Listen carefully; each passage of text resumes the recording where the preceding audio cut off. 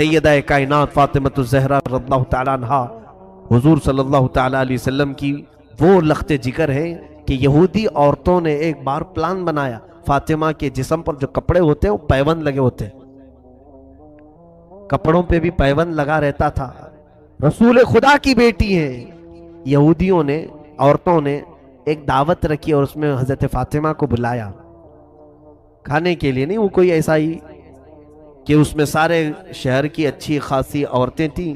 حضرت فاطمہ سے کہا کہ تم آؤ، اپنے اسلام کی دعوت دو، تو اس غرض سے حضرت فاطمہ کو بلائے، لیکن ان کی نیت کیا تھی کہ حضرت فاطمہ کے لباس پر سارے لوگ ہنسیں، رسول خدا کی بیٹی کیسا لباس پہن کے آئی، اس کے پاس پہننے کو لباس تک نہیں ہے۔ حضرت فاطمہ نے منظور کر لیا، میں آؤں گی جہاں اسلام کی بات ہوگی، رسول کریم صلی اللہ تعالیٰ علیہ وسلم کے دین کی بات ہوگی۔ رات کو جب نکلنے لگی، اللہ اکبر، روایت میں ہے کہ حضرت فاطمۃ الزہرا رضی اللہ تعالیٰ عنہا کے گھر جنتی لباس آیا، جبرائیل امین کے ذریعے سے حضرت فاطمہ کو حضور نے پیش کیا۔ حضرت فاطمہ وہ جوڑا پہن کر کیا آئی، اللہ اکبر، عورتیں بتاتی ہیں کہ وہ اندھیرے کمرے میں آئے تو پورا روشنی ہو چکی تھی، ویسا لباس ہم نے نہ کبھی سنا تھا نہ دیکھا تھا۔ پوچھا فاطمہ سے کہ فاطمہ، ہم تو آج کسی فنکشن یا دعوت کے لیے نہیں بلائے تھے، ہم تو صرف تمہارے لباس کا مذاق اڑانے کے لیے آج دعوت دیے تھے، یہ لباس تمہارے جسم پر آیا کیسے؟ حضرت فاطمہ نے کہا، او خواتین، جب کوئی اللہ والوں کا مذاق اڑانا چاہے، اللہ تعالیٰ ان کے منہ پر ایسے رد کے لیے لباس اتارتا ہے کہ پھر دنیا میں ان کا کوئی جواب نہیں ہوتا۔ رسول کریم صلی اللہ تعالیٰ علیہ وسلم کی اس لخت جگر کو اللہ عز و جل نے جنتی لباس اتارا، ان کے گھر میں جنتی دسترخوان اترا، حتیٰ کہ اس گھرانے کی حالت یہ تھی کہ حضور صلی اللہ تعالیٰ علیہ وسلم حضرت فاطمہ کے گھر میں بیٹھے ہیں، اچانک مسکرانے لگے۔ پوچھا، یا رسول اللہ صلی اللہ علیہ وسلم، مسکرانے کی وجہ کیا ہے؟ فرمایا، جبرائیل وہی لے کر کے آئے ہیں، دروازے پر کھڑے ہیں، اندر نہیں آ رہے ہیں، پوچھ رہے ہیں کہ یا رسول اللہ، یہ اہل بیت کا گھرانہ ہے، اگر اجازت ہو تو اندر آؤ۔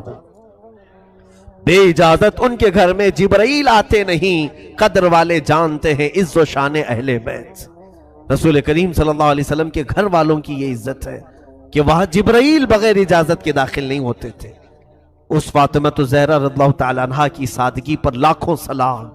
لیکن جانتے ہیں آپ، سیدہ کائنات فاطمۃ الزہرا کی بات آج میں تھوڑی سی آگے بڑھا کر کے رخصت ہونا چاہوں گا۔ عورتوں کو بھی فکر کیا ہونی چاہیے، بچیاں اپنے باپ، اپنے شوہر اور اپنے بھائیوں کی بھی اگر آج فکر کر لیں، بہت ساری چیزوں سے یہ آزاد ہو جائیں گی، بہت ساری چیزوں سے آزاد ہو جائیں۔ ہو کیا رہا ہے کہ بچیوں کو ایسا لگتا ہے ہماری زندگی میں کل کام ہمارا مقصد کھانا بنانا، صبح دوپہر شام میں بچے ہوئے کپڑے دھلنا، ہانڈیاں مانجنا، اس میں سے بھی کوئی وقت بچ جائے تو سیریل دیکھنا، اس کے علاوہ ہمارا مقصد ہی نہیں ہے۔ میرے عزیزوں، سیدہ کائنات فاطمۃ الزہرا کا ایک مقصد دیکھیں آپ، جانتے ہیں آپ، رسول کریم صلی اللہ علیہ وسلم کی اس دختر نیک اختر جن کی ہمیشہ تمنا کیا رہتی تھی، فرماتی ہیں حضور صلی اللہ تعالیٰ علیہ وسلم نے جب حضرت علی سے ان کا نکاح طے کیا تو مہر مقرر کرنے کے لیے حضور نے خود ان سے مشورہ کیا، حضرت فاطمہ سے۔ حضرت فاطمہ رضی اللہ تعالیٰ عنہا اپنے وفات کے وقت، آخری دن ہے ان کی زندگی کا، جلدی جلدی کپڑے دھو رہی ہیں، گھر کا سارا سامان سلیقے سے لگا رہی، حسنین کریمین کو نہلا رہی۔ حضور کی وفات کے صرف 6 مہینے کے بعد آپ کا انتقال ہوا، ان 6 مہینوں میں حضرت فاطمہ کو کسی نے ہنستے ہوئے نہیں دیکھا تھا۔ 6 مہینے کے بعد حضرت فاطمہ الزہرا رضی اللہ تعالیٰ عنہ حسنین کریمین کو سارے کام کروا کر کے دے رہی۔ حضرت علی جلدی اندر داخل ہوئے، پوچھا کہ فاطمہ آج یہ اتنی تیزی سے کام کیوں ہو رہے؟ کہا میرے شوہر نامدار رفیق حیات، میں چاہتی ہوں کہ حسنین کریمین کو آخری بار اپنے ہاتھوں سے نہلاؤں دھلاؤں، مجھے معلوم نہیں کہ میرے بعد انہیں اب کون پہنائے گا، مجھے لگتا ہے کہ میری زندگی کی آخری ساعتیں آ گئی۔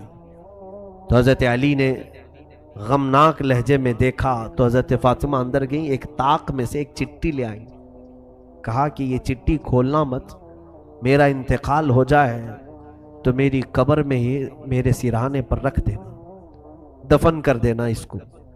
مولا علی شیر خدا رضی اللہ تعالیٰ عنہ اپنی اس رفیق حیات سے ہمیشہ راضی رہے، ہمیشہ راضی رہے۔ حضرت فاطمہ سے کہتے ہیں فاطمہ کیا یہ راز مجھے بھی نہیں بتاؤ، اس چٹھی میں کیا ہے، کیا لکھا ہوا ہے؟ سیدہ فاطمہ زہرا رضی اللہ تعالیٰ عنہ فرماتی اے میرے سرتاج علی مرتضیٰ، جب آپ سے میرے نکاح کی بات ہو رہی تھی، رسول پاک صلی اللہ علیہ وسلم گھر تشریف لائے، کہا فاطمہ علی کے بارے میں تمہارا کیا خیال ہے؟ علی اخلاق میں بہت بلند ہے، علی تہجد گزار ہے، تقوی شعار ہے، کیا میں تمہارا نکاح علی کے ساتھ کروں؟ اور مہر میں علی کو میں نے 400 مسقال چاندی کی بات کی ہے، کیا تم اس بات سے راضی ہو؟ باپ اپنی بیٹیوں سے پوچھے نکاح کے متعلق، یہ بھی سنت مصطفیٰ ہے۔ حضور صلی اللہ تعالیٰ علیہ وسلم نے جب یہ ذکر کیا، سیدہ کائنات فاطمۃ الزہرا نے عرض کیا آقا علی سے نکاح تو منظور ہے لیکن مہر یہ منظور نہیں، مہر یہ کم ہے، 400 مسقال اس زمانے کے بہت ہو جاتے ہیں۔ رسول پاک صلی اللہ تعالیٰ علیہ وسلم نے فرمایا اے فاطمہ تم مہر میں کیا چاہتی ہو بتاؤ، میں علی سے مطالبہ کروں۔ حضرت فاطمہ پوچھتی ہیں یا رسول اللہ صلی اللہ علیہ وسلم کیا یہ میرا نکاح اللہ کی مرضی سے ہو رہا ہے؟ حضور صلی اللہ علیہ وسلم نے فرمایا ہاں فاطمہ، میں نے خواب میں دیکھا ہے اللہ رب العزت کا حکم ہے کہ میں اپنی بیٹی کا نکاح فاطمہ کا نکاح علی کے ساتھ کروں۔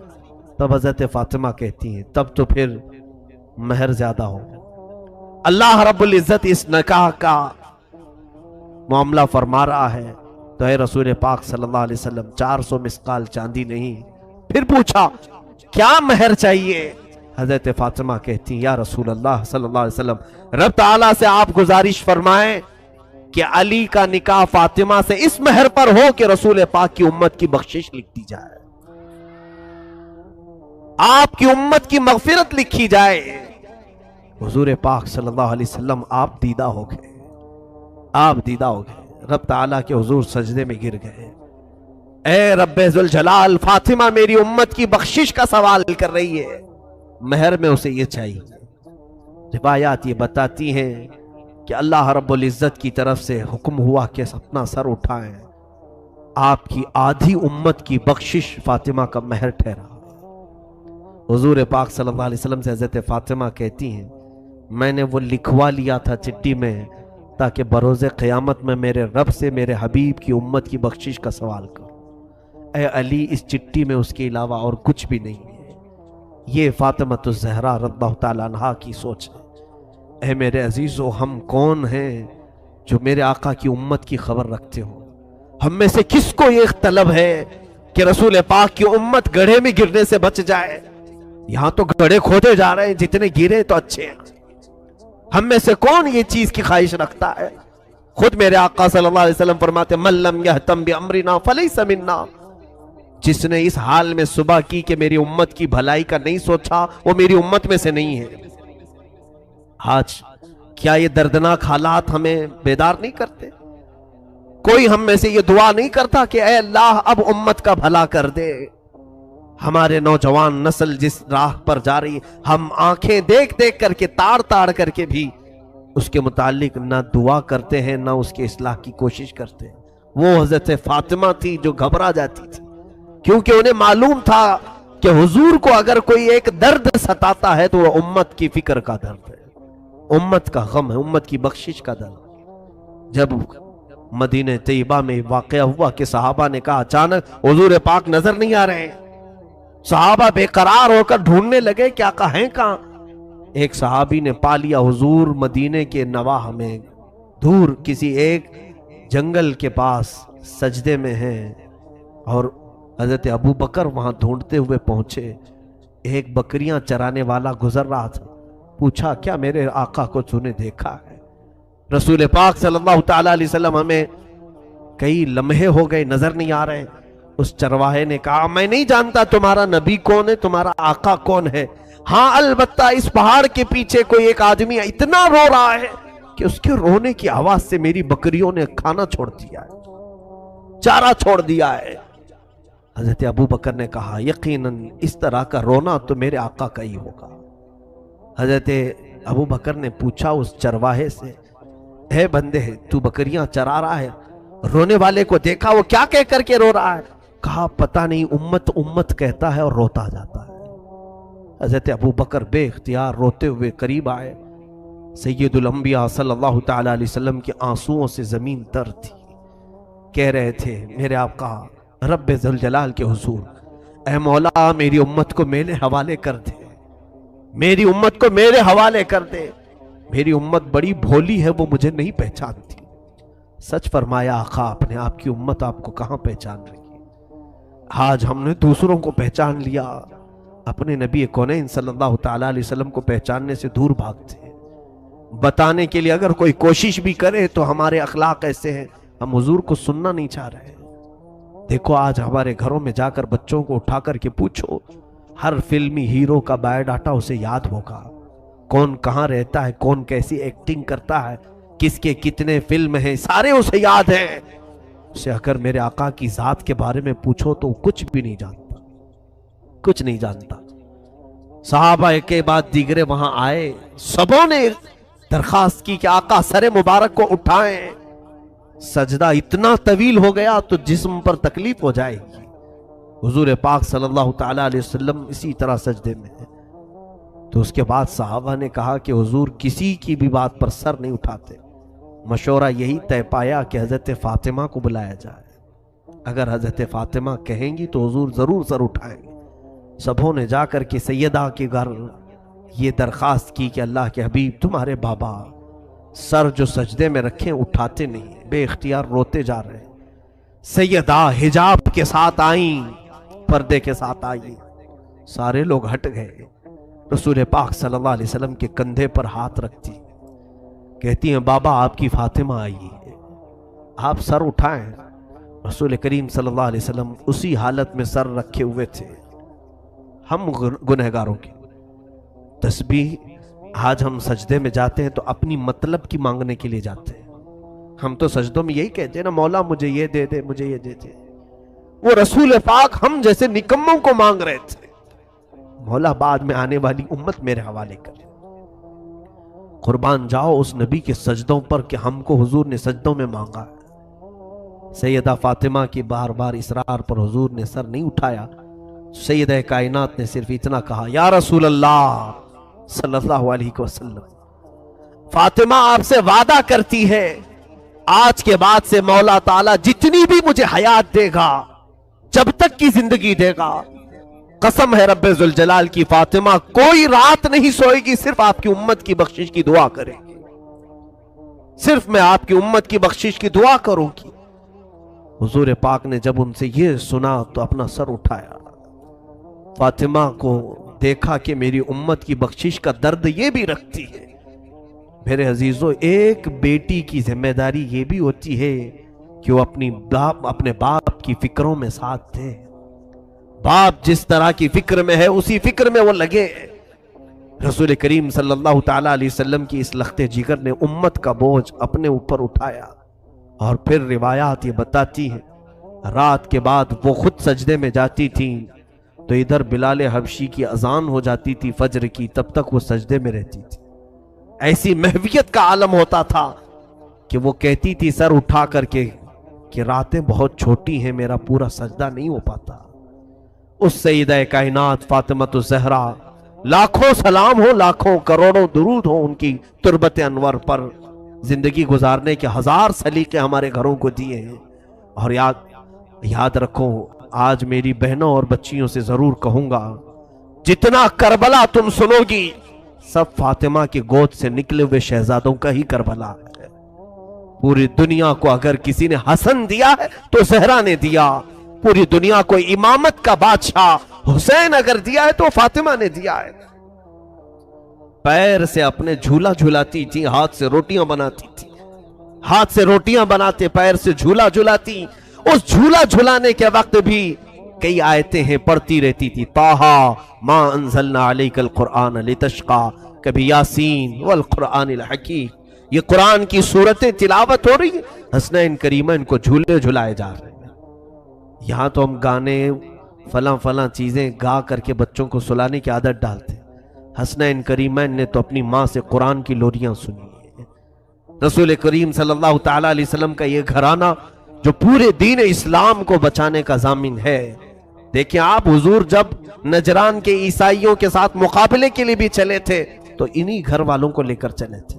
میں کل اہل بیت کے ذکر میں عرض کروں گا، سیدہ ظاہرہ طیبہ طاہرہ جان احمد کی راحت پہ لاکھوں سلام۔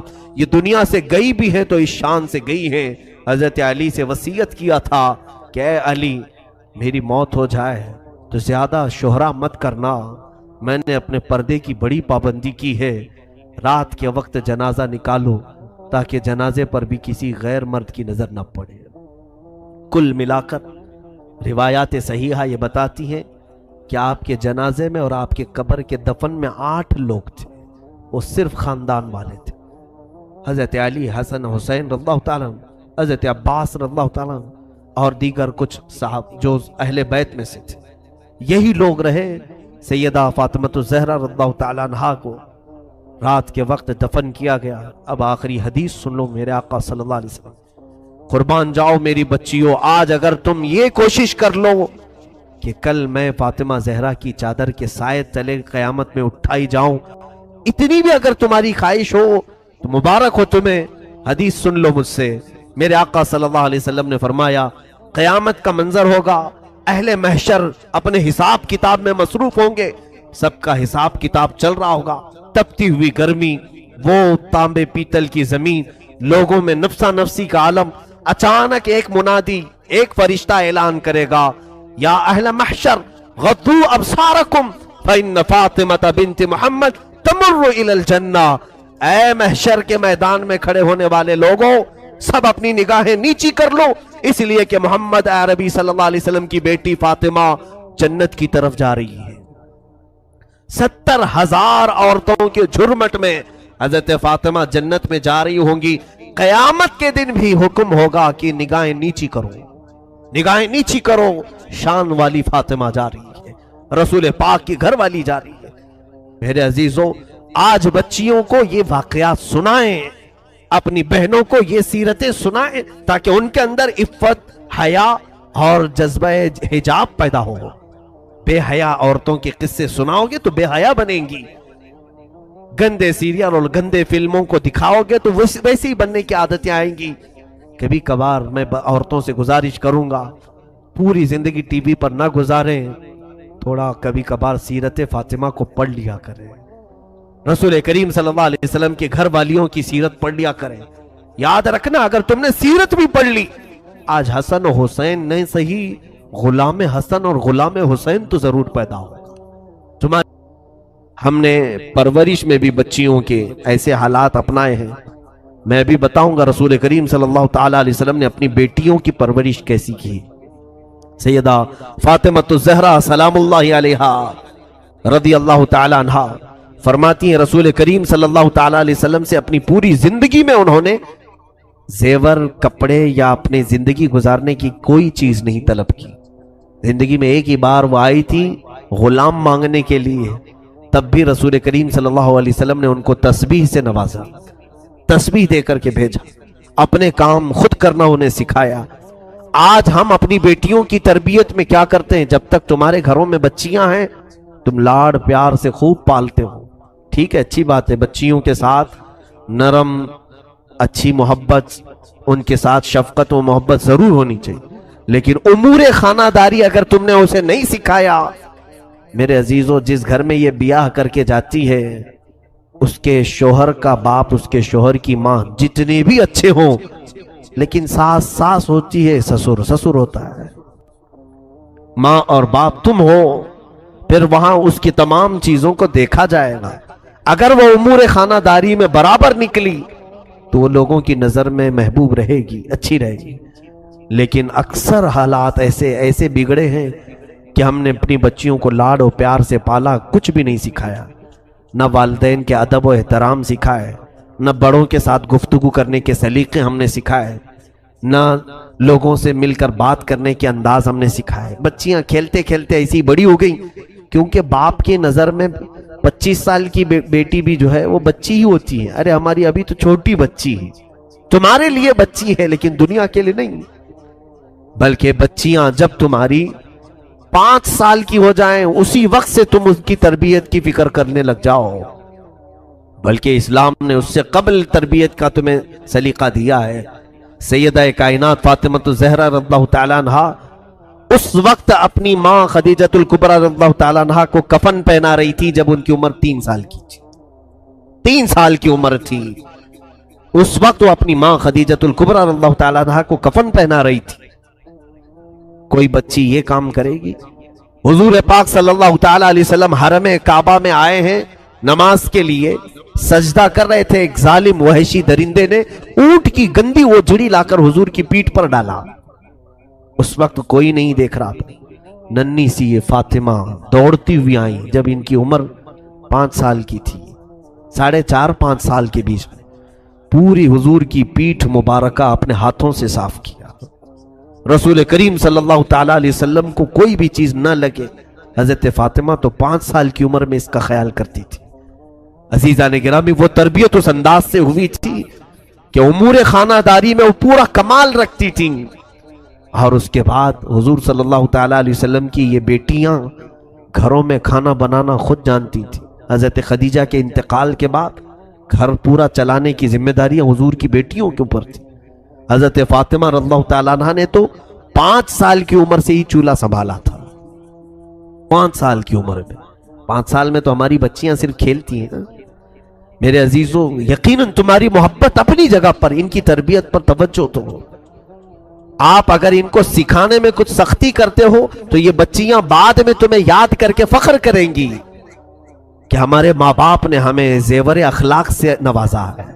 اگر تم شادی میں انہیں زیور نہیں بھی دیے, اخلاق کی دولت دیا, تو پھر یہ پوری زندگی بھر اس جیسی عورت کوئی کہیں نہیں ملے گی. دنیا والے بھی دیکھ کر فخر کریں گے کہ اس کے ماں باپ نے اس کو سونا چاندی اگرچہ نہیں دیا لیکن اخلاق کا زیور دے کر کے بھیجا ہے. وہ اخلاق کے زیور پر تم توجہ کرو. بچیاں کس سے بات کرنی چاہیے, کس سے نہیں بات کرنی چاہیے, یہ سلیقے باپ سکھائے. کہاں ہمارے پاس وقت ہے. ہم اپنی بچیوں کو ٹائم کب دیتے ہیں؟ Sunday to Sunday. باقی سب تو ہمارے جاب پر چلتے ہیں. اس وقت تو ہم کام پر چلے جاتے ہیں جب بچے سو رہے ہوتے ہیں, اور پھر جب واپس آتے ہیں تب بھی بچے کھا کر کے سو چکے ہوتے ہیں. اکثر ایسا ہوتا ہے کہ گھروں میں بچوں کے ساتھ اچھی طرح سے مل بیٹھ کر کے تربیت کا کوئی انداز ملتا بھی ہے تو وہ ہفتے میں ایک بار سنڈے آتا ہے. وہ بھی ہم نے دیکھا ہے کہ بچے اصرار کرتے ہیں کہیں پکنک پہ چلو, تو وہ بھی پکنک پہ نظر ہو گیا, کہیں گھومنے کے لیے چلے گئے. تو اسی طرح سے تو پوری جوانی آ گئی, تمہیں خبر ہی نہیں ہوتی, احساس ہی نہیں ہوتا کہ ہمارے بچے کب بڑے ہو گئے. تمہارے سامنے پلک جھپکتے یہ کھڑے ہو جاتے ہیں, جوانی کی عمر میں آ جاتے ہیں. اس لیے توجہ کریں. رسول کریم صلی اللہ تعالیٰ علیہ وسلم کے اس گھرانے سے میں آج بات کرتا ہوں. ازواج مطہرات نے بھی صبر کا دامن تھامے رکھا. اخلاق تقوی حضور کے گھر میں ایسا تھا کہ اللہ کے حبیب صلی اللہ تعالیٰ علیہ وسلم اپنی وفات کے وقت ساری ازواج مطہرات کو بلا رہے ہیں. جس دن حضور کی وفات ہوئی, جس دن حضور کا انتقال ہوا, ساری بیویوں کو بلایا. رسول پاک صلی اللہ تعالیٰ علیہ وسلم نے ساری بیویوں سے پوچھا, کیا تم میں سے کسی کے پاس سونا چاندی زیور ہے؟ کسی زوجہ محترمہ نے کہا کہ ہاں یا رسول اللہ میرے پاس ہے. اللہ کے حبیب صلی اللہ علیہ وسلم نے اپنی اسی آخری حالت میں فرمایا, اگر تم چاہو تو یہ صدقہ کر دو, اگر تم یہ چاہو تو صدقہ کر دو. مشورہ دیا. ازواج مطہرات نے پوچھا, یا رسول اللہ صلی اللہ علیہ وسلم, کیا آج سے سونا چاندی پہننا عورتوں کے لیے حرام ہو گیا؟ اب ہم زیور نہیں پہن سکتی؟ رسول کریم صلی اللہ علیہ وسلم نے فرمایا, نہیں, حرام نہیں ہے, زیور پہن سکتی ہیں عورتیں, لیکن اے میری بیویوں, میں یہ چاہتا ہوں کہ میں رب کے حضور حاضر ہو رہا ہوں, میں اپنے رب کی بارگاہ میں اب جا رہا ہوں, میرے جانے کا وقت آ گیا. میں یہ چاہتا ہوں کہ میں اپنے رب سے اس حال میں نہ ملاقات کروں کہ میرے گھر میں سونا چاندی پڑا ہوا ہو. میں کسی چیز کا مالک بن کر کے میرے مولا کے حضور نہیں جانا چاہتا. فقر اللہ کو پسند ہے, میں فقیر بن کر اللہ کے حضور حاضر ہونا چاہتا ہوں. رب تبارک تعالیٰ کے حضور, حضور صلی اللہ تعالیٰ علیہ وسلم نے اپنے آخری آخری دن بھی ازواج مطہرات کو کس چیز کی تلقین فرمائی؟ یہی مال و دولت کی محبت اپنے دل میں نہ رکھو۔ میں عورتوں سے آج تھوڑی دیر گفتگو کروں۔ اگر دیکھیں آپ، عورتیں اگر پیسے تمہارے جیب سے لے کر بچا بھی لیتی ہیں، کس لیے بچاتی ہیں؟ ان کے شوق کھانے پینے کے کم ہوتے ہیں، باہر جا کر کے اڑائیں، وہ چند ہوتی ہوں گی، لیکن اکثر عورتوں کا شوق سونا خریدنا ہے، سونا خریدنا ہے، چاندی خریدنا ہے، اور یہ کوڑی کوڑی جمع کر کے خرید بھی لیتی ہے، یا تو کسی کا شوہر اس کو فورس کر کے یا ماں باپ کو فورس کر کے سونا چاندی جمع کرو، پہنو میری بچیوں کو، پہنو، زیور تمہارے لیے اللہ نے بنائے ہیں، زینت تمہارے لیے ہے، لیکن تمہاری کل زندگی اس زیور کے لیے نہیں ہے۔ تمہارا اصلی زیور تو تمہاری حیا ہے، تمہارے اخلاق تمہاری اصلی زیور ہے۔ یہ جو ہار ہے، یہ جو کانوں کی بالیاں ہیں، یہ چوڑیاں ہیں، یہ اگر ٹوٹ بھی گئی پھر دوبارہ کسی سونار کے پاس جاؤ، بنا لو، یا پیسے مل جائیں تو پھر خرید لو۔ سونا چاندی آتے جاتے رہتے، ایک بار اگر تمہاری عزت کے زیور پر داغ لگ گیا، کوئی سونار اس کو ٹھیک کر کے نہیں دے گا، پھر کوئی بازار میں وہ حیا کا زیور نہیں ملے گا، جس حیا کے زیور کو آج یہ بازاروں میں بیچتے پھر رہی ہیں۔ بچیاں ہماری بہت ساری نا سمجھ ہیں، وہ دنیا کے اس بہاؤ میں بہ جاتی ہیں۔ جب دنیا یہ کہہ رہی ہے دوپٹے نکالو، اپنے بالوں کو لہراؤ، دکھاؤ لوگوں کو تم دکھانے والی چیز ہو، ان ظالموں نے تمہیں ننگا کرنے کی ٹھان لی ہے۔ آؤ میرے مصطفیٰ کریم صلی اللہ علیہ وسلم کی بارگاہ میں، تمہاری عزت اور تمہاری وقار کو اتنا بڑھایا ہے۔ اے میرے عزیزو، آج بھی ہم اپنی بچیوں کو، بیویوں کو، بہنوں کو کیا کالا نقاب نہیں پہناتے؟ وہی غلاف ڈالتے ہیں جس طرح کعبے پر کالا غلاف ڈالا گیا۔ عظمت والی چیزوں پر ہم پردہ ڈال کر رکھتے ہیں، عظمت والی چیزوں پر ہم غلاف ڈال کر کے رکھتے ہیں۔ ان عورتوں کو ہم نے مقدس سمجھا ہے، اس لیے اوڑھا کر کے رکھتے ہیں، یہ نہیں کہ ہم انہیں باندھ کر کے پابند کر کے رکھ رہے ہیں۔ تمہاری عزت، کیونکہ آج درندے ایسے ہیں کہ کوے کے سامنے گوشت رکھو اور پھر یہ کہو کوے کو شریف بننا چاہیے، وہ کیسے شریف بنے گا؟ آج یہی کہہ رہے ہیں نا، جب بھی ہم لباس کے بارے میں بات کرتے ہیں، کچھ ٹی وی کے اینکرز آ کر کے چلاتی ہیں کٹ لباس میں، آپ صرف لڑکیوں کو بولو، عورتوں کو بولو، مردوں کو کیوں نہیں کہتے کہ اپنی نگاہیں نیچے رکھیں؟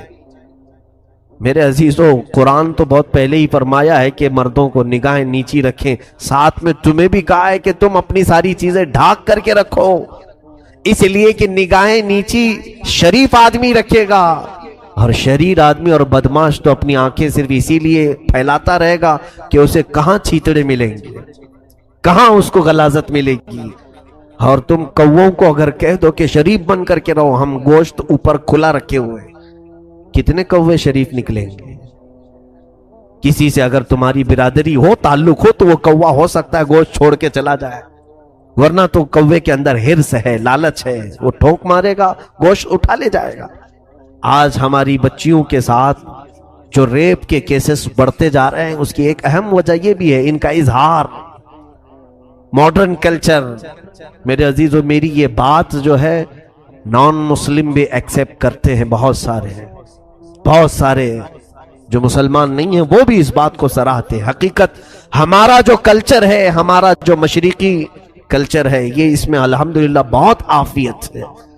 اگر تم ماڈرن کلچر کی بات کر کے مغربی تہذیب کو لانا چاہتے ہو، ویسٹرن کلچر، تو اس میں تو یہ ہے کہ ماں کون ہے وہ بھی بچے کو معلوم نہیں، باپ کتنے ہیں وہ بھی معلوم نہیں۔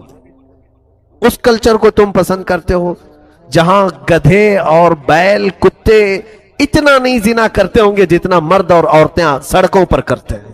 کیا وہ کلچر تمہیں پسند ہے؟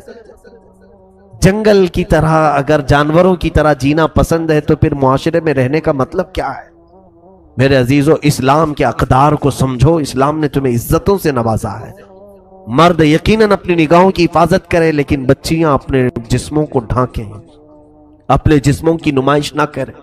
حدیث پاک میں ہے، جو عورت صرف خوشبو لگا کر اس لیے نکلتی ہے، خوشبو لگانا منع نہیں ہے، لیکن اس کی نیت اگر یہ ہے کہ بازار میں لوگ میری طرف متوجہ ہو جائیں، میری خوشبو کو سونگھیں، سپرے لگا کر، پرفیوم لگا کر عورتیں جس طرح سے چلیں، حدیث پاک میں موجود ہے، فرمایا رسول کریم صلی اللہ علیہ وسلم نے کہ وہ زنا کرنے والی عورت کہ اس نے لوگوں کو زنا کی دعوت دی، کتنوں کی خواہشوں کو بھڑکایا، کتنوں کی نگاہوں کو خراب کیا، یہ مرکز گناہ بن جاتی ہے۔ اور ایک حدیث پاک میں اگر کسی اجنبی مرد نے تمہارے جسم کو بلا حجاب چھوا، زنا بہت دور کی بات ہے، ایک عورت کے ساتھ دوسرا مرد اگر بغیر کسی شرعی تعلق کے چھوا ہے، چھونے کی بات آئی ہے، زنا کی نہیں، چھوا ہے، تو اس عورت پر قبر میں اللہ تعالیٰ 99 سانپ مسلط کرے گا۔ اس میں سے ایک سانپ اتنا قوت والا کہ وہ صرف پونچھ اگر پہاڑ پہ مارے تو پہاڑ پھٹ جائے گا، وہ اس عورت کی قبر پر سانپ مسلط کیے جائیں گے۔ اپنے جسم کو کسی کے حوالے ہرگز نہ کرو جب تک تمہارا نکاح نہ ہو جائے۔ اللہ تعالیٰ کی امانت ہو تم، ہماری بچیاں یہ دین اسلام کی امانت ہے، بلکہ میں تو کہتا ہوں رسول پاک صلی اللہ تعالیٰ علیہ وسلم کی عزت تمہارے دوپٹوں کے ساتھ ہے۔ تم نے اگر نکال پھینکا تو لوگ صرف تمہارے نام کو نہیں کوسیں گے، سیدھے فاطمہ زہرا کی کنیز کو بھی کوسنا شروع کریں گے کہ یہ نام اس کا فاطمہ ہے، نام اس کا آمنہ ہے، نام اس کا خدیجہ ہے، لیکن اس کا تعلق اخلاق سے کوئی بھی نظر نہیں آتا۔ عزیزان گرامی، میں بچیوں سے کہہ رہا تھا سونے اور چاندی کے اکٹھا کرنے میں جو دن اور رات لگا کر پیسے جمع کرتی، ٹھیک ہے جمع کر لیا، سونا بھی جمع کیا، چاندی بھی جمع کیا، پتہ ہے میں نے دیکھا ہے، اور جب اس کا انتقال ہو جاتا ہے گھر میں پردہ کر لیا گیا، ایک خاتون کا انتقال ہو گیا ہے، سب سے پہلے گھر کی عورتیں، بچیاں ہوں اس کی یا بہنیں ہوں یا اس کے رشتہ دار ہوں، آ کر کے سب سے پہلے وہی سونا نکالتی ہیں اس کے کانوں سے، اس کے گلے سے وہ ہار نکال لیتی ہیں، اس کے ہاتھوں سے وہ چوڑیاں نکال لیتی ہیں، پائل نکال لیے جاتے ہیں۔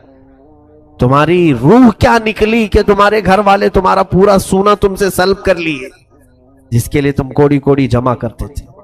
لیکن مجھے بتاؤ کہ جس بچی نے قرآن پاک کی کوئی سورہ یاد کی اور اس کی روح نکلی، مجال ہے پوری دنیا میں کہ کوئی آ کر کے تمہارے سینے سے وہ چھین کے دکھائے، نکال سکتا ہے کوئی؟ تمہارے سینے میں وہ جو چیز محفوظ تھی وہ قبر میں بھی رہے گی۔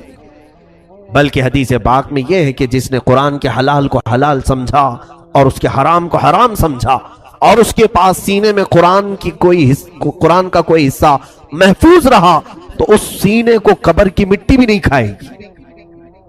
دنیا والے تو چھوڑے، یہاں جس زیور کے لیے آج بچیاں ہماری جان توڑ کوشش کر رہی، میں کہتا ہوں خاطر خواہ زیور اگر تمہیں مل جائے، ایک میانہ روی، بہت زیادہ بھی نہ ہو اور بہت زیادہ بخالت بھی نہ ہو، اگر ہے تمہارے پاس مال تو جتنا تم اپنے سٹیٹس کو دیکھو، اپنے درجات کو دیکھو، اسی اعتبار سے اپنے زیور کو خریدو اور استعمال کرو۔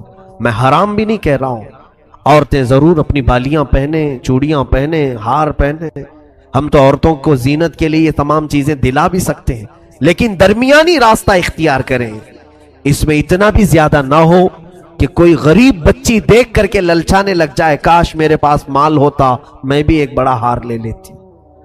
ایسا بھی نہ ہو کہ کئی بچیاں ہمارے نکاح میں چلی جاتی ہیں، ان کے پاس ایک چھوٹی سی بالی بھی نہیں ہوتی کان کی، ان کے لیے ایسا وقت نہ آئے کہ تمہیں دیکھ کر کے وہ افسوس کرنے لگے۔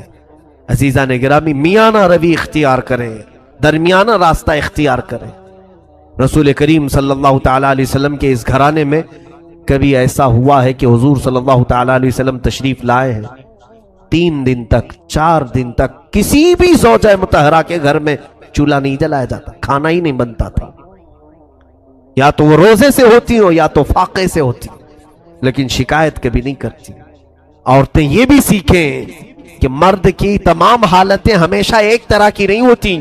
آج جب تمہارا نکاح ہوا تھا، تمہارا شوہر نوکری پر تھا، بزنس کرتا تھا، اچانک مندی آ گئی یا پھر اس کی نوکری چھوٹ گئی، تو کیا عورتیں اس مرد کو چھوڑ دیں گی؟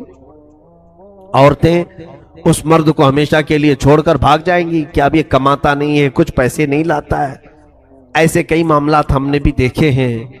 25 سال کھلایا لیکن اب اس کی طاقت میں کمی آ گئی، کچھ تو ہوا جس کی وجہ سے اب کام کاج نہیں کرتا، تو عورتیں ہر جگہ جا کر کے شہرا کرتی ہیں، میرا شوہر ناکارہ ہے، نکما ہے، کچھ کام نہیں کرتا۔ بخاری شریف کی حدیث میں کل ہی پڑھ رہا تھا، رسول کریم صلی اللہ علیہ وسلم نے فرمایا میں نے جہنم میں سب سے زیادہ عورتوں کو دیکھا۔ صحابہ نے پوچھا یا رسول اللہ صلی اللہ علیہ وسلم کس وجہ سے؟ حضور فرماتے ہن یکفرن العشیر، وہ اپنے شوہروں کی نافرمانی کی وجہ سے۔ پوچھا کہ کیا کرتی ہیں وہ شوہروں کے ساتھ؟ حضور صلی اللہ تعالی علیہ وسلم فرماتے ہیں کہ اذا احسنت احداہن الی احداہن الدہر، یعنی جب تم ان میں سے کسی ایک کے ساتھ پورا زمانہ بھر احسان کرو، زندگی بھر تم اس کے ساتھ احسان کرو، پھر جب تم میں سے ایک چیز اگر اس کو نہیں ملی تو کہتی ہے کہ میں نے تیرے ساتھ کبھی بھلائی دیکھی نہیں، تو نے کبھی کچھ اچھا کام کیا ہی نہیں میرے ساتھ۔ یہ جملہ عورتوں کا انہیں دوزخ میں لے جائے۔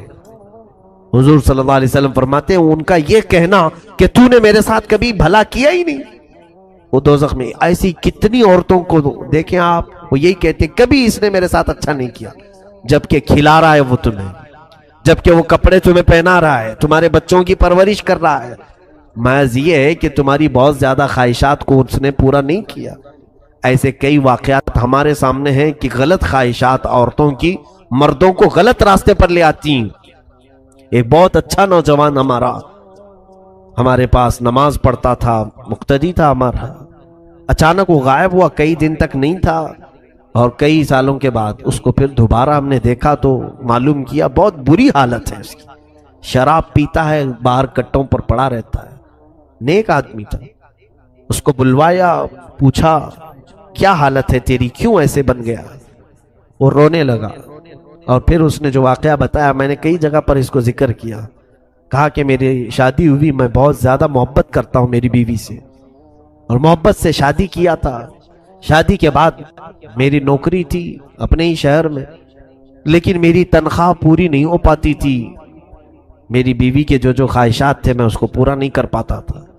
میری بیوی کے لیے پھر مجھے اپنا شہر چھوڑ کر بنگلور جانا پڑا۔ میں نے کوئی بڑی نوکری کی تلاش کی، وہاں پہنچا، وہاں پہنچ کر کے جب میں کمانے لگا تھوڑی زیادہ پیسے ملے اور بھیجتا تھا، لیکن گھر میں مہینہ ہونے سے پہلے ہی وہ سارے پیسے خرچ ہو جاتے ہیں۔ پھر اخراجات کے لیے میری بیوی مجھے پتہ نہیں کیسے کیسے تانے مارتی، تو پھر ایسا ہوا کہ میں قرض لینا شروع کیا، قرض میں بھی ڈوبا، ٹینشن اتنا بڑھ گیا، گھر پیسے بھیجنے کا اور ادھر قرض خواہوں کا۔ اس اثنا میں سگریٹ پینے لگا، لوگوں نے کہا کہ سگریٹ پئیں گے تو تھوڑا سا ٹینشن کم ہوتا ہے، پیتے پیتے یہاں تک عادت لگ گئی کہ نوکری جس میں جاتا تھا وہاں کی نوکری بھی چھوٹ گئی، تو غم کی وجہ سے دوست ملے ایسے کہ انہوں نے شراب کی لت لگا دی، اور شراب پی کر کے رات بھر پتہ ہی نہیں چلتا تھا کہ کون سی نوکری کون سی بیوی، سب ختم۔ اور اس کے بعد حالت ایسی ہو گئی کہ شراب پی پی کر کے اس کے پھیپھڑے خراب ہو گئے، اس کے گردے سڑنے کو آ گئے، اتنی کثرت سے اس نے پی۔ عمر اس کی 35 سال کی عمر میں اتنے ساری چیزیں کر لیا۔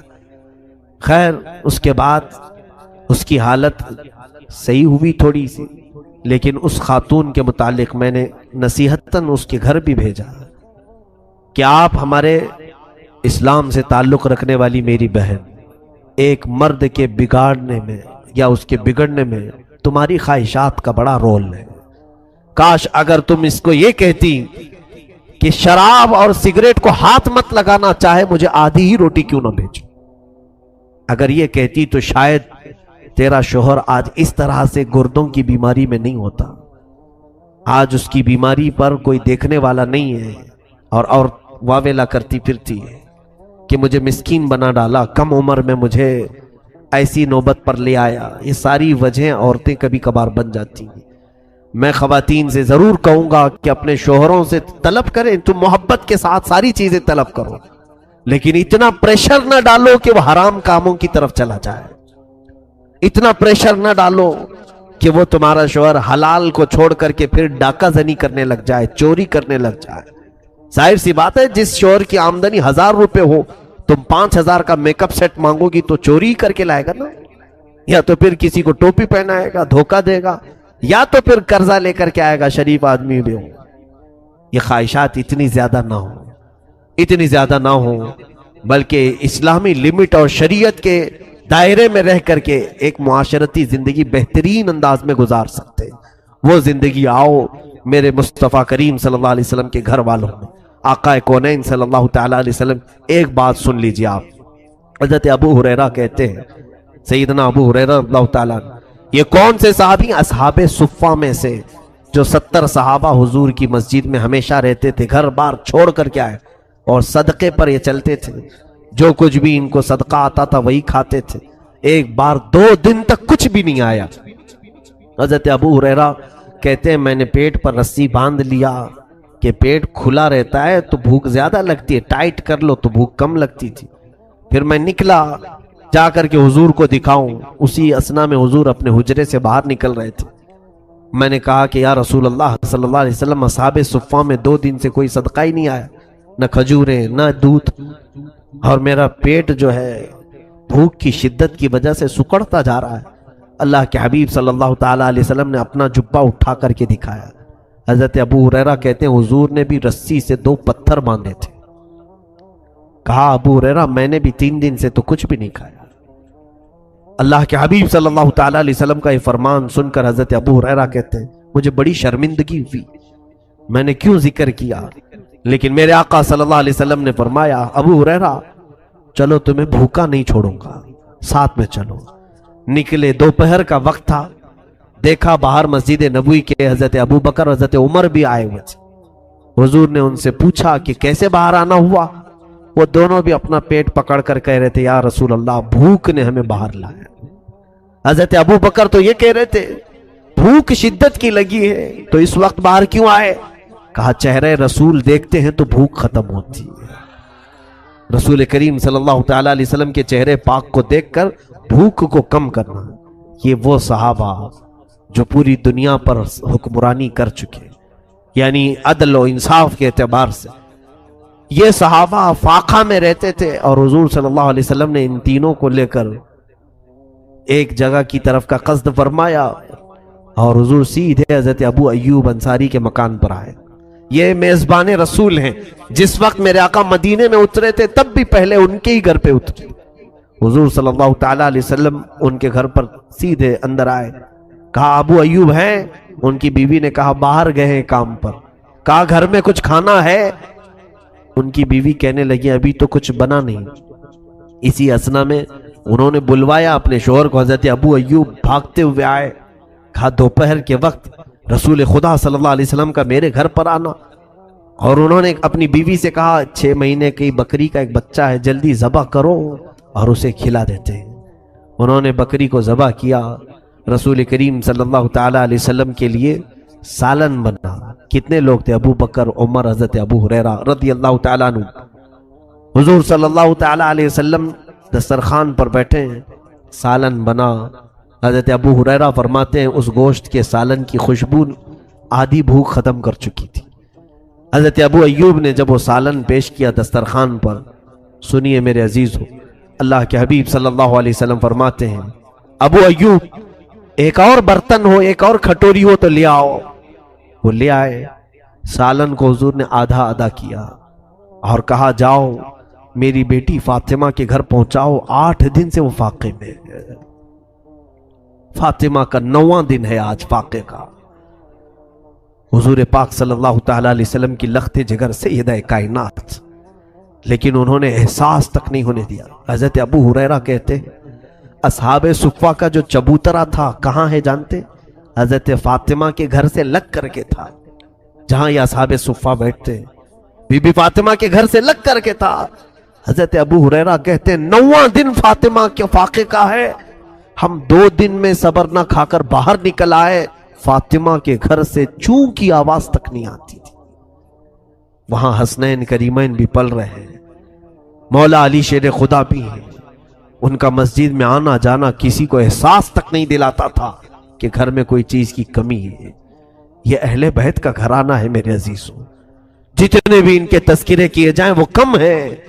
انہوں نے پوری دنیا کو جینے کا ایک مزاج دیا ہے. آج سب سے زیادہ اگر ہم اپنے اندر کی خرابیاں ختم کر سکتے ہیں تو دو چیزیں، قناعت اختیار کرو، جتنا ملے اس پر صبر، اس کو قناعت کہتے ہیں۔ آج رب تبارک و تعالیٰ نے مجھے جو دیا ہے یہ بہت ہے، کافی ہے، یہ ایک بار کہہ کر کے تو دیکھو، مولا تعالیٰ بے انتہا پھر تمہیں نوازتا ہی رہے گا۔ ہر بندہ یہ کیا کہتا ہے، ابھی بس نہیں ہوا، ارے اتنے سے تھوڑی نہ چلتا ہے۔ ایک نوکری کرنے والا پھر آ کر کے کہتا ہے حضرت اور ایک نوکری کرنا چاہتا ہوں خالی ٹائم میں۔ کہا اتنے سے کافی نہیں ہو رہا ہے، کہاں اتنے سے ہو پائے گا، بمبئی کی مہنگائی ہے، جبکہ کھانا پانی ساری چیزیں چل رہی ہیں۔ قناعت کرنا کا اگر تمہارے اندر مزاج پیدا ہو گیا تو یہی تمہارے اسی انکم کو اللہ تعالیٰ اتنی بڑی بنائے گا کہ تم اپنا گھر چلا کر کے بھی کئی لوگوں کو قرضے دیتے رہو گے۔ برکت اس کا نام ہے، برکت کثرت کا نام نہیں۔ آپ اگر یہ سوچ کر کے بیٹھے ہوئے کہ اگر آپ کی تنخواہ آج 25,000 ہے اور پڑوسی کی تنخواہ 1,00,000 ہے تو یہ مت کہنا کیا برکت ہے اس کے گھر، برکت نہیں، اس کے گھر میں کثرت ہے۔ کثرت یعنی بہت زیادہ ہے، زیادہ ہونے کو برکت نہیں کہتے۔ اگر تم 25,000 میں کھا پی کر کے کسی کے محتاج نہیں تو اس 1,00,000 سے تمہارے 25 بہتر ہے، تمہارے پاس برکت ہے۔ تو یہ چیز اللہ کی بارگاہ میں طلب کرو کہ مولا جتنا تو عطا کرے اس پر مجھے صبر عطا کر۔ یا عورتیں بھی، مرد بھی، بچے بھی۔ بچوں کی تربیت میں ایک خاص عنصر یہ جو ہمارا ہوتا ہے، یہ ضروری نہیں کہ تمہارے بچے جو بھی طلب کریں فوراً اس کو حاضر کر دو۔ یہ ہم لوگ چاہتے ہیں نا، کچھ لوگ تو کہتے ہیں ہماری کمائی آخر ہے کس کے لیے، انہی کے لیے تو ہے، جو مانگے وہ لا کر کے دے دو، جو طلب کرے وہ لا کر کے دے دو۔ یہ بری خصلت بچوں میں ہم نے ڈالی۔ اس کے بعد ہوتا یہ ہے کہ باپ سے تو مانگ سکتے ہیں لیکن پھر بعد میں دوسروں سے جب یہ وہی چیز مانگنے لگ جاتے ہیں ان کے منہ بگڑ جاتے ہیں۔ کیسی عورت ہے یہ کہ صرف مانگتی رہتی ہے، منہ کھلتا ہی رہتا ہے، کیوں؟ اس کا قصور کیا ہے؟ آج وہ شوہر سے جو مانگ رہی ہے اس کی عادت اس کے باپ نے ڈال کر رکھی تھی، وہ بار بار پوچھتی تھی، باپ ہر چیز لا کر کے دے دیتا تھا۔ کبھی کبھار بچیوں کو یہ بھی صبر سکھائیں، جیسے رسول کریم صلی اللہ علیہ وسلم چاہتے تو اپنی بیٹی کو 1 نہیں 10 خادم دے سکتے تھے، میری فاطمہ عیش سے زندگی گزارے۔ بدر کے قیدی غلام بنا کر کے دیے جا رہے تھے، حضرت فاطمہ کو حضور 10 غلام دے سکتے، اور صحابہ کو اعتراض کیا ہوتا؟ جنتی خواتین کی سردار کے گھر میں اگر 10 خادم کام کر رہے، فخر سے کام کر سکتے تھے۔ لیکن حضور نے کیا کہہ کر کے بھیجا؟ فاطمہ جاؤ، صبر کرو، تھکن زیادہ ہو جائے تو رات میں تسبیح پڑھو۔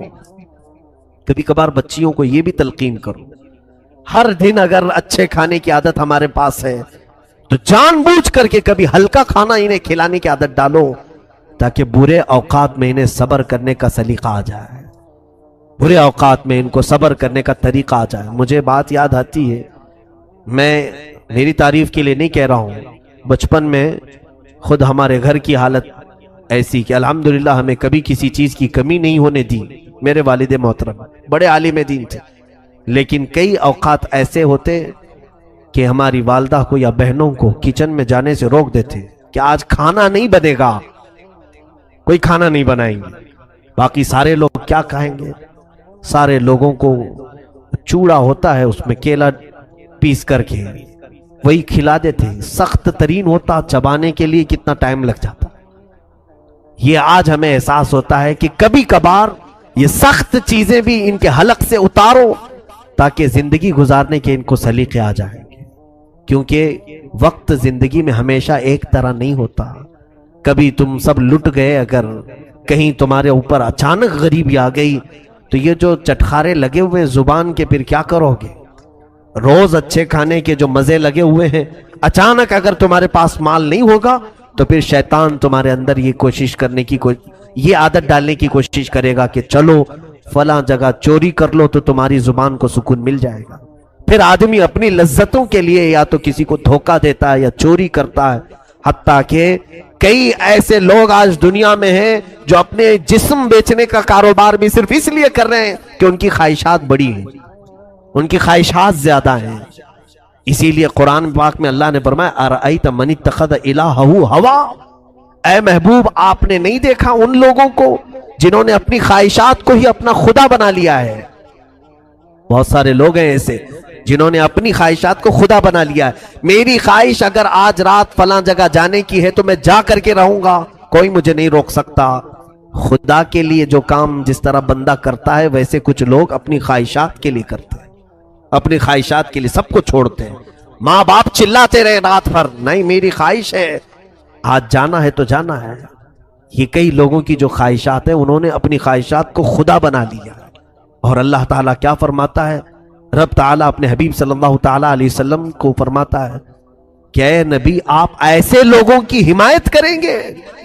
ہرگز نہ کرنا ایسے لوگوں کی حمایت، ایسے لوگوں کی حمایت نہ کریں۔ حضور کو اللہ تعالیٰ منع فرما رہا ہے جو صرف خواہش کے پیچھے لگے رہتے ہیں، صرف خواہش کے پیچھے۔ قربان کرو میرے عزیزوں، کچھ چیزوں میں صبر کرنا سیکھو۔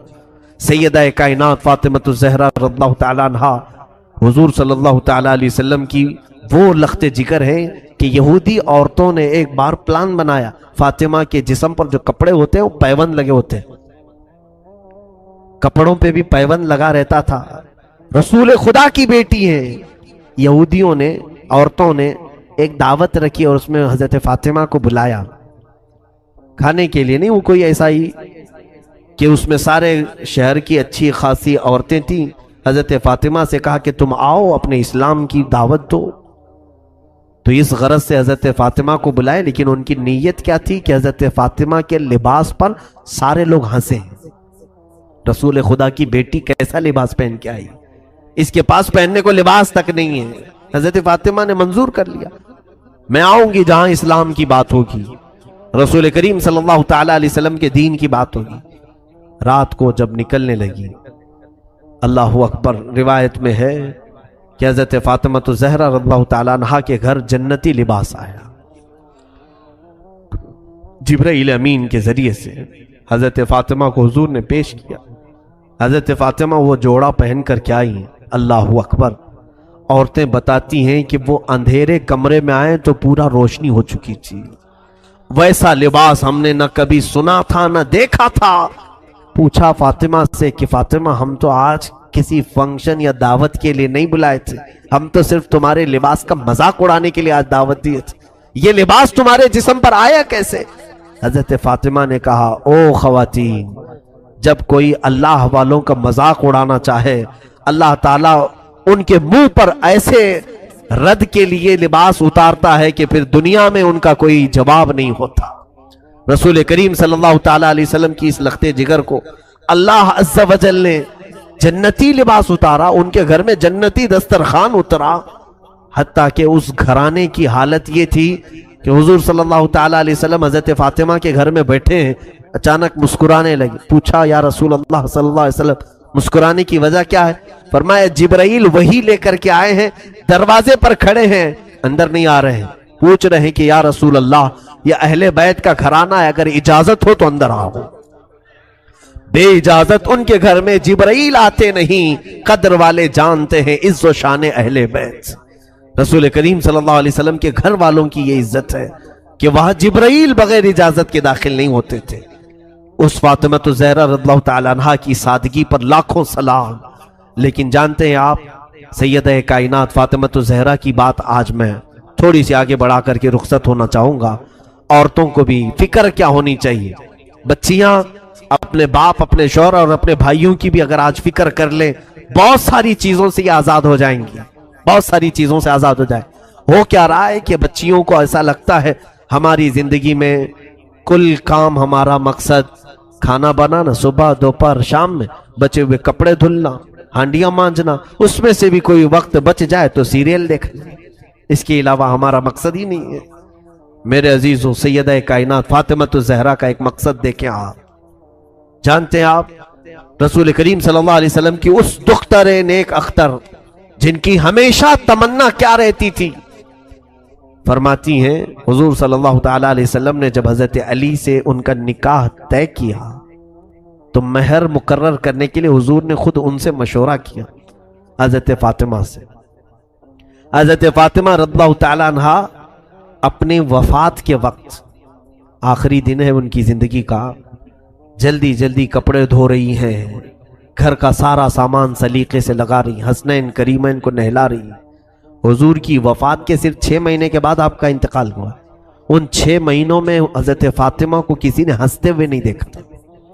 6 महीने के बाद हजरत फातिमा तो ज़हरा रज़ियल्लाहु ताला अन्हा हसनैन करीमैन को सारे काम करवा करके दे रही। हजरत अली जल्दी अंदर दाखिल हुए, पूछा कि फातिमा आज ये इतनी तेजी से काम क्यों हो रहे हैं? कहा मेरे शोहर नामदार रफीक हयात, मैं चाहती हूं कि हसनैन करीमैन को आखिरी बार अपने हाथों से नहलाऊं धुलाऊं। मुझे मालूम नहीं कि मेरे बाद इन्हें अब कौन पहनाएगा। मुझे लगता है कि मेरी जिंदगी की आखिरी सातें आ गई। तो हजरत अली ने गमनाक लहजे में देखा तो हजरत फातिमा अंदर गई, एक ताक में से एक चिट्ठी ले आई। कहा कि ये चिट्ठी खोलना मत, मेरा इंतकाल हो जाए तो मेरी कब्र में ही मेरे सिरहाने पर रख देना, दफन कर देना इसको। मौला अली शेर खुदा रज़ियल्लाहु ताला अन्हु अपनी इस रफीक हयात से हमेशा राजी रहे, हमेशा राजी रहे। हजरत फातिमा से कहते, फातिमा क्या ये राज मुझे भी नहीं बताओगी? इस चिट्ठी में क्या है, क्या लिखा हुआ है?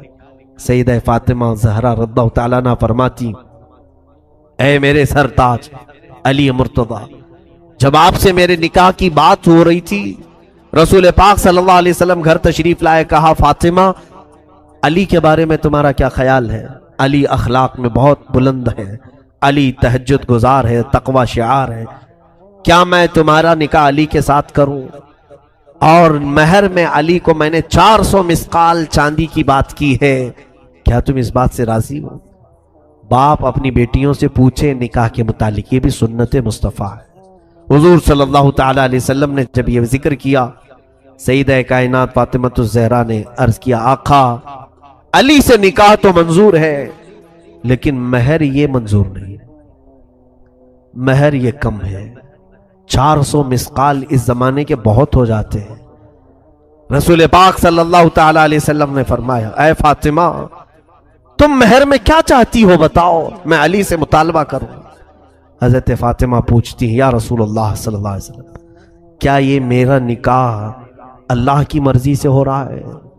हुजूर सल्लल्लाहु अलैहि वसल्लम ने फरमाया, हाँ फातिमा, मैंने ख्वाब में देखा है, अल्लाह रब्बुल इज्जत का हुक्म है कि मैं अपनी बेटी का निकाह फातिमा का निकाह अली के साथ करूं। तब हजरत फातिमा कहती हैं, तब तो फिर महर ज्यादा होगा। अल्लाह रब्बुल इज्जत इस निकाह का मामला फरमा रहा है, तो है रसूल पाक सल्लल्लाहु अलैहि वसल्लम 400 मिस्काल चांदी नहीं। फिर पूछा क्या महर चाहिए? हजरत फातिमा कहती, या रसूल अल्लाह सल्लल्लाहु अलैहि वसल्लम, रब ताला से आप गुजारिश फरमाएं कि अली का निकाह फातिमा से इस महर पर हो कि रसूल पाक की उम्मत की बख्शिश लिख दी जाए, आपकी उम्मत की मगफिरत लिखी जाए। हुजूर पाक सल्लल्लाहु अलैहि वसल्लम आप दीदा हो गए, आप दीदा हो गए। रब ताला के हुजूर सजदे में गिर गए, ए रब्बे जुल जलाल, फातिमा मेरी उम्मत की बख्शिश का सवाल कर रही है, महर में उसे ये चाहिए। रिवायात ये बताती हैं कि अल्लाह रब्बुल इज्जत की तरफ से हुक्म हुआ कि अपना सर उठाएं, आपकी आधी उम्मत की बख्शिश फातिमा का महर ठहरा। हुजूर पाक सल्लल्लाहु अलैहि वसल्लम से हज़रत फातिमा कहती हैं, मैंने वो लिखवा लिया था चिट्ठी में ताकि बरोज़े क़यामत में मेरे रब से मेरे हबीब की उम्मत की बख्शिश का सवाल करूं। ए अली, इस चिट्ठी में उसके अलावा और कुछ भी नहीं है। ये फातिमतुज़ ज़हरा रज़ियल्लाहु ताला अन्हा की सोच है। ए मेरे अजीजों, हम कौन हैं जो मेरे आका की उम्मत की खबर रखते हो? हम में से किसको ये तलब है कि रसूल पाक की उम्मत गड्ढे में गिरने से बच जाए? यहां तो गड्ढे खोदे जा रहे हैं, जितने गिरे तो अच्छे हैं। हम में से कौन ये चीज की ख्वाहिश रखता है? खुद मेरे आका सल्लल्लाहु अलैहि वसल्लम फरमाते, मल्लम यहतम बि अमरिना फलैसा मिन्ना, जिसने इस हाल में सुबह की कि मेरी उम्मत की भलाई का नहीं सोचा, वो मेरी उम्मत में से नहीं है। आज क्या ये दर्दनाक हालात हमें बेदार नहीं करते? कोई हम में से ये दुआ नहीं करता कि ऐ अल्लाह अब उम्मत का भला कर दे। हमारे नौजवान नस्ल जिस राह पर जा रही है, हम आंखें देख देख करके ताड़ ताड़ करके भी उसके मुतालिक ना दुआ करते हैं, ना उसके इस्लाह की कोशिश करते हैं। वो हजरत फातिमा थी जो घबरा जाती थी, क्योंकि उन्हें मालूम था कि हुजूर को अगर कोई एक दर्द सताता है तो वह उम्मत की फिक्र का दर्द है, उम्मत का गम है, उम्मत की बख्शिश का दर्द। जब मदीने तैयबा में वाक़या हुआ कि सहाबा ने कहा अचानक हुजूर पाक नजर नहीं आ रहे। सहाबा बेकरार होकर ढूंढने लगे क्या कहें कहां। एक सहाबी ने पा लिया हुजूर मदीने के नवाह में दूर किसी एक जंगल के पास सजदे में हैं। और हजरत अबू बकर वहां ढूंढते हुए पहुंचे। एक बकरियां चराने वाला गुजर रहा था, पूछा क्या मेरे आका को तूने देखा है। रसूल पाक सल्लल्लाहु ताला अलैहि वसल्लम हमें कई लम्हे हो गए नजर नहीं आ रहे। उस चरवाहे ने कहा मैं नहीं जानता तुम्हारा नबी कौन है, तुम्हारा आका कौन है।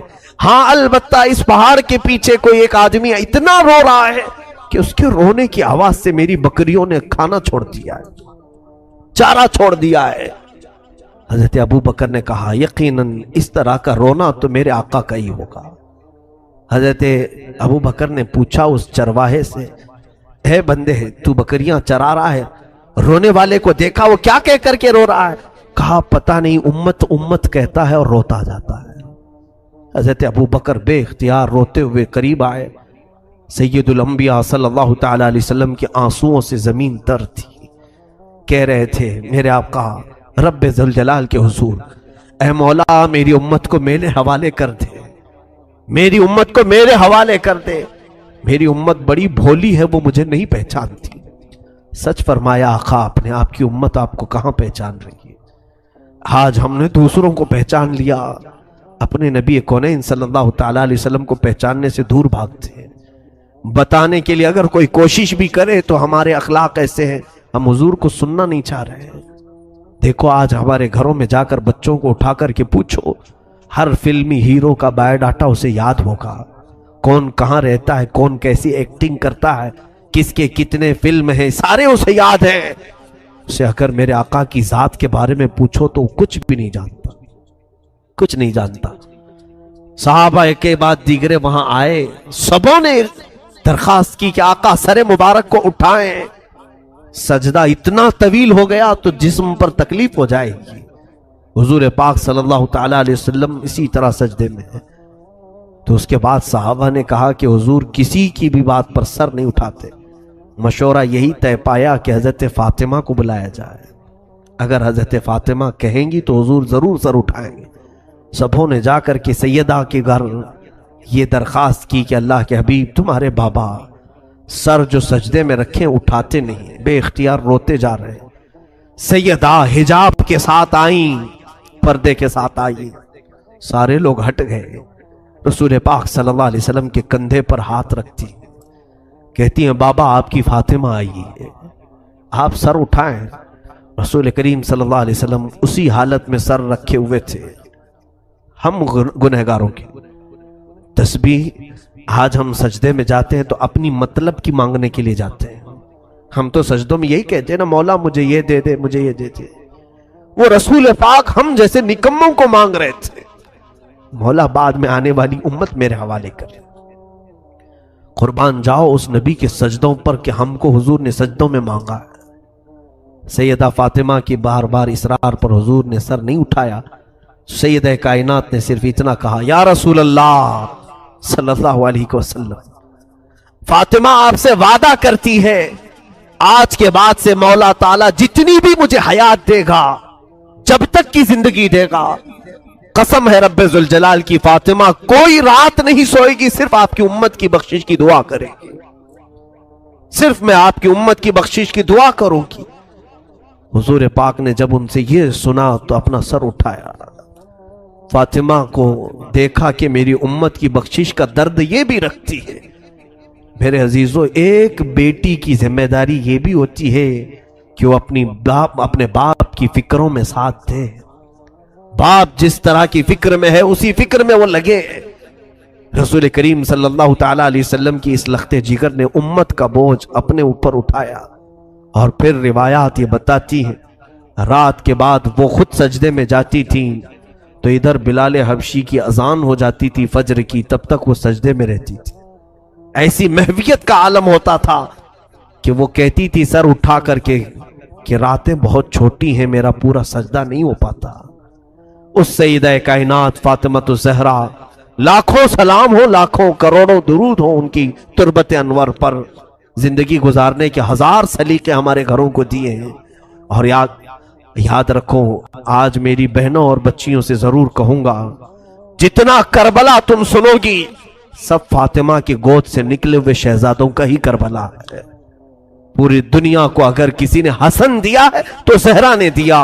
پوری دنیا کو امامت کا بادشاہ حسین اگر دیا ہے تو فاطمہ نے دیا ہے. پیر سے اپنے جھولا جھولاتی تھی، ہاتھ سے روٹیاں بناتی تھی. ہاتھ سے روٹیاں بناتے، پیر سے جھولا جھولاتی. اس جھولا جھولانے کے وقت بھی کئی آیتیں ہیں پڑھتی رہتی تھی. طٰہٰ ما انزلنا علیک القرآن لتشقیٰ، کبھی یاسین والقرآن الحکیم. یہ قرآن کی صورتیں تلاوت ہو رہی ہیں، حسنین کریمین کو جھولے جھلائے جا رہے ہیں. یہاں تو ہم گانے فلاں فلاں چیزیں گا کر کے بچوں کو سلانے کی عادت ڈالتے ہیں. حسنین کریمین نے تو اپنی ماں سے قرآن کی لوریاں سنی ہیں. رسول کریم صلی اللہ تعالی علیہ وسلم کا یہ گھرانہ جو پورے دین اسلام کو بچانے کا ضامن ہے. دیکھیں آپ، حضور جب نجران کے عیسائیوں کے ساتھ مقابلے کے لیے بھی چلے تھے تو انہی گھر والوں کو لے کر چلے تھے. میں کل اہل بیت کے ذکر میں عرض کروں گا، سیدہ ظاہرہ طیبہ طاہرہ جان احمد کی راحت پہ لاکھوں سلام. یہ دنیا سے گئی بھی ہے تو اس شان سے گئی ہے. حضرت علی سے وصیت کیا تھا کہ اے علی، میری موت ہو جائے تو زیادہ شہرا مت کرنا. میں نے اپنے پردے کی بڑی پابندی کی ہے. رات کے وقت جنازہ نکالو تاکہ جنازے پر بھی کسی غیر مرد کی نظر نہ پڑے. کل ملا کر روایات صحیحہ یہ بتاتی ہیں کہ آپ کے جنازے میں اور آپ کے قبر کے دفن میں 8 لوگ تھے. وہ صرف خاندان والے تھے.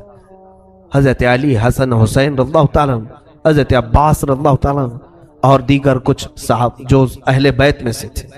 یہی لوگ رہے. سیدہ فاطمہ الزہرا رضی اللہ تعالیٰ عنہا کو رات کے وقت دفن کیا گیا. اب آخری حدیث سن لو میرے آقا صلی اللہ علیہ وسلم.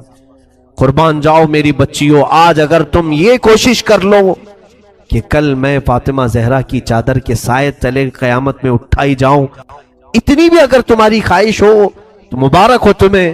حدیث سن لو مجھ سے. میرے آقا صلی اللہ علیہ وسلم نے فرمایا، قیامت کا منظر ہوگا، اہل محشر اپنے حساب کتاب میں مصروف ہوں گے. سب کا حساب کتاب چل رہا ہوگا. تپتی ہوئی گرمی، وہ تانبے پیتل کی زمین، لوگوں میں نفسا نفسی کا عالم. اچانک ایک منادی، ایک فرشتہ اعلان کرے گا، یا اہل محشر غضوا ابصارکم فإن فاطمہ بنت محمد تمر الی الجنہ. اے محشر کے میدان میں کھڑے ہونے والے لوگوں، سب اپنی نگاہیں نیچی کر لو، اس لیے کہ محمد عربی صلی اللہ علیہ وسلم کی بیٹی فاطمہ جنت کی طرف جا رہی ہے. 70,000 عورتوں کے جھرمٹ میں حضرت فاطمہ جنت میں جا رہی ہوں گی. قیامت کے دن بھی حکم ہوگا کہ نگاہیں نیچی کرو، نگاہیں نیچی کرو. شان والی فاطمہ جا رہی ہے، رسول پاک کی گھر والی جا رہی ہے. میرے عزیزوں، آج بچیوں کو یہ واقعات سنائیں، اپنی بہنوں کو یہ سیرتیں سنائیں تاکہ ان کے اندر عفت، حیا اور جذبہ حجاب پیدا ہو. بے حیا عورتوں کے قصے سناؤ گے تو بے حیا بنیں گی. گندے سیریل اور گندے فلموں کو دکھاؤ گے تو ویسے ہی بننے کی عادتیں آئیں گی. کبھی کبھار میں عورتوں سے گزارش کروں گا، پوری زندگی ٹی وی پر نہ گزاریں، تھوڑا کبھی کبھار سیرت فاطمہ کو پڑھ لیا کریں. رسول کریم صلی اللہ علیہ وسلم کے گھر والیوں کی سیرت پڑھ لیا کریں. یاد رکھنا، اگر تم نے سیرت بھی پڑھ لی، آج حسن و حسین نہیں صحیح، غلام حسن اور غلام حسین تو ضرور پیدا ہوگا. تمہاری گودوں میں نونہال آئیں گے جو امت کی اصلاح کا کام کریں گے. میں دعا کرتا ہوں بارگاہ رب العزت میں، خدایا بحق بنی فاطمہ کہ برقول ایمان کنم خاتمہ. اگر دعوت امرت کنی ور قبول، منو دست دامان آل رسول. قل یا ایوہ الکافرون لا اعبد ما تعبدون. اے محبوب آپ فرما دے، اے کافروں میں اس کی عبادت نہیں کرتا جس کی تم کرتے ہو. عاشقوں کو ہر زمانے میں یاد رکھا جاتا ہے. مجھے پنجابی نہیں آتی، لیکن پنجابی شاعر پیر مہر علی گولروی نے جب حضور پاک کا دیدار کیا اور پڑھا تھا تو ان کا قصیدہ پڑھتے ہیں تو جھومنے لگتے ہیں. مکھ چند بدر شاشانی ہے، ماتھے چمکے لٹھ نورانی نورانی ہے کالی زلف تے اکھ مستانی ہے مخمور اکھے ہن مد بھریاں اس صورت نو میں جان اکھاں کی جان جہاں اکھاں سچ اکھاں رب دی شان اکھاں اس شان تو شانہ سب نبیاں سبحان اللہ ما اجملکا ما اکملکا ما احسنکا کتے مہر علی کتے تیری سنا گستاخ اکھے کتی جاریا اور اسی کی ترجمانی بریلی کے امام نے کیا تھا کہ وہ کمال حسن حضور ہے کہ گمان نقص جہاں نہیں یہی پھول خار سے دور ہے یہی شمع ہے کہ دھواں نہیں. آپ کو حالات کے اعتبار سے کبھی کوئی ایسا ڈیگریڈ کرتا ہو اور تمہیں ایسا سکھاتا ہو کہ اب تو تمہارا فیوچر ہی نہیں ہے, تب اس سے کہو قرآن کہتا ہے وَلَلْآخِرَةُ خَيْرٌ لَكَ مِنَ الْأُولَى. رب فرماتا ہے محبوب کی ہر آنے والی گھڑی پچھلی گھڑی سے زیادہ بہتر ہے. اندھیرے میں ہم بیٹھے ہیں تو اس کا مطلب یہ نہیں ہے کہ صبح ہوگی ہی نہیں, صبح تو ہونی ہے, اجالا تو آنا ہی ہے, لیکن آپ سب کو میرے عزیزوں اس دور میں جس پر جمع رہنا ہے وہ کیا ہے, وہ ایمان پر استقامت ہے. آج میں آپ کے درمیان یہاں سے خطاب کر رہا ہوں. مجھے یہ جب آپ کی کمیٹی والے حضرات آئے تھے, مجھے پہلے تو جگہ کا علم نہیں تھا, لیکن جب بتایا گیا تو میں حیرت میں تھا. ادھر ہی قریب میں کمشنر ہاؤس بھی, ہاں یہیں سامنے آ کر کے ہمیں خطاب کرنا ہے, کوئی بات نہیں. آج یہاں سے لے کر بنگال کی کھاڑیاں, گجرات سے لے کر کشمیر تک ہر جگہ تقریباً 22 اسٹیٹ میں جا کر دیکھ کر آ رہا ہوں. پچھلے 200 جلسوں سے خطاب کر, ہر جگہ کا ڈی این اے مسلمانوں کا ایک ہی ہے. حضور کی محبت پر امتحان دینے کے لیے ہر جوان اگر تیار ہے تو پھر آگے بات کی جائے گی. بار بار تمہیں کوئی کچھو کے دیتا رہے, وسوسے ڈالتا رہے, سوشل میڈیا پر تمہارے جذبات کو ابھارتے ہوئے تمہارے لیے گندی باتیں کرے کہ یہ کٹ رہے ہیں, ملے کاٹے جا رہے ہیں, مارے جا رہے ہیں, غزہ میں ان کے ساتھ ایسا وناش کیا جا رہا ہے, 20,000 لوگوں کو مار مار کر بارود سے راکھ بنا دیا گیا ہے. یہ ساری باتیں تمہارے پاس لاتے ہیں تو کچھ جوان یہ سمجھتے ہیں ہم نروس ہو گئے ہیں, ہم مایوس ہو گئے ہیں, ان کا جواب کیا دیں. صحیح بات تو ہے, شام میں بھی کاٹے جاتے ہیں, عراق میں بھی مارے جاتے ہیں, افغان میں بھی, برما میں بھی, یمن میں بھی, ہر جگہ ہماری موت ہے, ہماری موت ہے. اور اس کو ظالم یہ بتا کر کے یہ کہتے ہیں کہ دیکھو اگر تم سچے ہو, تمہارا دین سچا, تمہارا خدا سچا, تو اتنے مارے کیوں جاتے ہو, تم نا امید اور مایوس نہ ہونا. اے نوجوانوں بات اتنی بات کرنا. اے نادان تجھے پتا نہیں ہمارا مسئلہ کیا ہے, تجھے پتا نہیں ہمارا مسئلہ کیا ہے. ہم جو ہے نا وہ رسول اللہ کو شمع سمجھتے ہیں, اور جتنے ہیں یہ پروانے ہیں, اور پروانہ ہوتا ہی ہے مرنے کے لیے. صلاح الدین کی ایک بات بہت مشہور تھی, وہ بڑے بڑے قیدیوں کو آزاد کرنے میں مشہور تھے, بڑے بڑے جرنیلوں کو, سپاہیوں کو آزاد کرتے تھے. 1 لاکھ سے زیادہ سپاہیوں کو آزاد کیا جو جنگ میں قیدی ہو کر آئے تھے, بہت سارے لوگوں کو آزاد کیا. پرنس کو جب گرفتار کر کے لایا گیا اور پھر صلاح الدین ایوبی کے پاس پیش کیا گیا, پوچھا صلاح الدین نے کیا گمان ہے تیرا میرے متعلق. اس نے کہا اب تک جو سنتا آیا وہی ہے کہ آپ رحم دل ہیں, خیر خواہ ہیں, اور بہت جلدی آزاد کرتے ہیں. صلاح الدین نے کہا اب تجھے اگر آزاد کیا تو اللہ کا عذاب آ جائے, اللہ کا عذاب آئے گا. اور اس کے بعد تلوار اٹھائی, اس کی گردن پر رکھا. 2.5 سال پہلے تو نے کمزور مسلمانوں کو یہ کہا تھا بلاؤ محمد کو, کہاں ہے یہ دیکھ محمد الرسول اللہ نے مجھے بھیجا ہے اور تیری گردن لینے کے لیے بھیجا ہے. تو رسول اللہ کو پکارتا ہے. ابھی غلام جب تک زندہ ہے وہ کافی ہے. اور اس کے بعد تاریخ میں یہ بات لکھی ہوئی ہے میرے عزیزوں, صلاح الدین ایوبی بیماری کے عالم میں 2.5 سال کا جو عرصہ گزارا ہے, اس بات کے انتظار میں کہ جب تک حضور پاک کی طرف سے جواب نہیں دوں گا اس وقت تک صلاح الدین کبھی بستر پر 1 رات بھی نہیں سوئے. قیامت کے قریب وہ زمانہ آئے گا, قیامت اس وقت تک نہیں آئے گی جب تک پورے روئے زمین پر ہر جگہ لا الہ الا اللہ کا نعرہ نہ ہو جائے. اور قرآن بھی یہ کہتا ہے وَلَوْ كَرِهَ الْكَافِرُونَ, اگرچہ کافروں کو یہ بات پسند نہیں آتی. وَلَوْ كَرِهَ الْمُشْرِكُونَ, مشرکوں کو اگرچہ یہ بات پسند نہیں آتی ہو, لیکن یہ ہو کر رہے گا میرے سے, ہو کر رہے گا. ہر جگہ سے لا الہ الا اللہ کا نعرہ ہوگا. ہر کوئی صاحب ایمان ہوگا, وہ امام مہدی کا دور, وہ امام مہدی کا دور ہوگا. ہماری یہ باتیں کچھ لوگوں کو کڑوی لگتی ہیں تو کیا کریں, 1400 سال سے قرآن ہمیں بتا رہا ہے. اور ہم جو بات کر رہے ہیں یہ 100% یقین کے ساتھ کہہ رہے ہیں. چٹی والے بابا نہیں ہم, ہاں مائنڈ پروگرامنگ والے, مائنڈ ریڈنگ والے نہیں ہیں. ہم رسول اللہ کی باتیں تمہارے تک پہنچانے والے. تمہاری چٹی غلط ہو سکتی ہے, مدینے کی خبر کبھی نہیں جھوٹ. میرے آقا صلی اللہ تعالیٰ علیہ وسلم کے دربار میں مشرکین آئے تھے، انہوں نے کہا تھا ہم آپ کے ساتھ رہیں گے، بس شرط اتنی ہے کہ ہمارے بتوں پر ایک بار آپ ہاتھ رکھ دو۔ حضور پاک نے فرمایا ہاتھ تو دور کی بات نظر اٹھا کے بھی نہیں دے، اور قرآن کی پوری سورہ نازل ہوئی، قل یا ایھا الکافرون لا اعبد ما تعبدون، اے محبوب آپ فرما دے اے کافروں میں اس کی عبادت نہیں کرتا جس کی تم کرتے ہو۔ ارے سب حالات ہو گئے، ابھی ختم ہو گئے، اب کیا کرنا ہے؟ ایک جملہ میرا نوٹ کر کے یاد رکھو، کسی مسجد میں ایک بت رکھ دینے سے مسجد بت کدا کبھی نہیں بنتی، مسجد بت کدا کبھی نہیں بنتی۔ تاریخ گواہ ہے کعبے کے اندر 360 رکھے تھے، تب بھی کعبہ کعبہ ہی تھا۔ مراد آباد کے اس عالم ربانی جن کی زبان میں اللہ نے بلا کی تاثیر دی تھی، جب بولتے تھے تو ہزاروں کا مجمع رونے لگتا تھا، حضور کی محبت میں دل دھڑکنے لگتا تھا۔ اس کفایت علی کافی کو انگریزوں نے گرفتار کیا، اس لیے کہ انگریزوں کے زمانے سے آج تک یہ بات چلی آ رہی ہے، توپوں سے اتنا ڈر نہیں لگتا جتنا علماء کی زبانوں سے ڈر لگتا ہے۔ کوئی گل باقی رہے گا نہ چمن رہ جائے گا، پر رسول اللہ کا دین حسن رہ جائے گا، سب فنا ہو جائیں گے کافی وہ، لیکن حشر تک نام حضرت کا زبانوں پر چلن رہ جائے گا۔ مراد آباد اور بریلی میں صرف 100 کلومیٹر کا فاصلہ ہے، ایک عاشق کو تم نے پھانسی دے دی، یہی زمانہ ہے جب اعلیٰ حضرت بریلی میں پیدا ہو رہے ہیں۔ انگریزوں کے خواب و خیال میں بھی نہیں ہے ایک عاشق کے ختم ہونے کے بعد دوسرا جو اٹھے گا وہ کیا ہنگامہ کرے گا، اور بریلی کے تاجدار نے ہنگامہ ایسا کیا ہے چپے چپے سے آج آواز آتی ہے، ڈال دی قلب میں عظمت مصطفیٰ سیدی اعلیٰ حضرت پہ لاکھوں سلام۔ فاعوذ باللہ من الشیطان الرجیم، بسم اللہ الرحمن الرحیم، وَلِلَّهِ الْعِزَّةُ وَلِرَسُولِهِ وَلِلْمُؤْمِنِينَ وَلَكِنَّ الْمُنَافِقِينَ لَا يَعْلَمُونَ صدق اللہ مولانا العظیم۔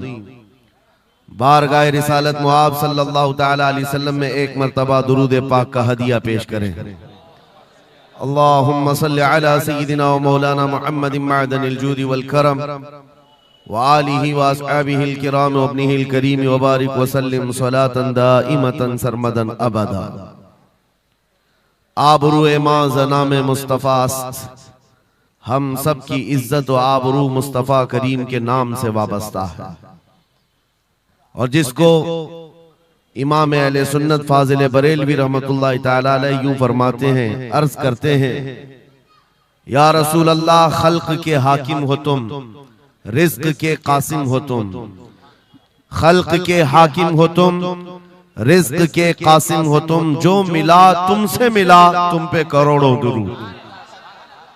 ہمارے پاس جو کچھ بھی ہے وہ مصطفیٰ کریم صلی اللہ تعالیٰ علیہ وسلم سے ہمیں دیا گیا ہے۔ اسی کو اعلیٰ حضرت یوں بھی کہتے ہیں بارگاہ مصطفیٰ کریم صلی اللہ تعالیٰ علیہ وسلم میں، یا رسول اللہ تم ہو حفیظ و مغیث، کیا ہے وہ دشمن خبیث؟ تم ہو حفیظ و مغیث، کیا ہے وہ دشمن خبیث؟ تم ہو تو پھر خوف کیا، تم پہ کروڑوں درود۔ یعنی کل اثاثہ ہمارے پاس، کل کائنات ہمارے پاس جو ہے تاجدار مدینہ کی ذات ہے۔ اسی لیے میرے عزیزو فاضل بریلوی رحمت اللہ تعالیٰ علیہ نے جو فرمایا اس کا کل خلاصہ یہی ہے کہ ہمارے پاس جو کل کائنات ہے وہ تاجدار مدینہ کی ذات ہے۔ اسی لیے اے سنیوں آج ہمارے پاس سے بہت ساری چیزیں چھن گئی ہیں، لوٹ لی گئی ہیں، ختم ہو گئی ہیں، لیکن اس کے باوجود بھی آپ کے لیے حکم یہ ہے کہ آپ کو نراش ہو کر مایوس ہو کر جینے کی کوئی بھی ضرورت نہیں، کبھی ضرورت نہیں۔ اگرچہ ہمارا گھر، ہماری چھت اور سب کچھ لٹ جائے تب بھی ہم فخر کے ساتھ اس زمین پر جی سکتے ہیں۔ وجہ کیا ہے؟ دنیا کے پاس تخت و تاج تو آ سکتا ہے لیکن گنبد خضرا کی چھاؤں ہمارے پاس۔ نبی پاک صلی اللہ تعالیٰ علیہ وسلم کی جو نسبت پاک ہے یہ تمہارے فخر کے لیے کافی ہے، تمہاری عزتوں کے لیے کافی ہے۔ ایک مرتبہ ایسا ہوا، بخاری شریف کی حدیث بھی ہے کہ رسول پاک صلی اللہ تعالیٰ علیہ وسلم ایک جنگ سے آنے کے بعد مال غنیمت جب تقسیم فرما رہے تھے جو مال ہوتا تھا وہ مجاہدین صحابہ کے درمیان بانٹا جاتا تھا. تو جنگ میں شریک جو صحابہ تھے اس میں مہاجرین بھی تھے، انصار بھی تھے. اور آپ جانتے ہیں مہاجرین جو ہجرت کر کے آئے ہوئے مکہ سے، اور انصار جو مدینہ طیبہ کے رہنے والے. اب حضور پاک صلی اللہ تعالی علیہ وسلم نے جب مال تقسیم فرمایا تو اس میں مہاجرین کو تھوڑا سا مال زیادہ دے دیا. مہاجرین کو مال تھوڑا سا زیادہ دے دیا گیا اور انصار کو مال تھوڑا سا کم دیا گیا.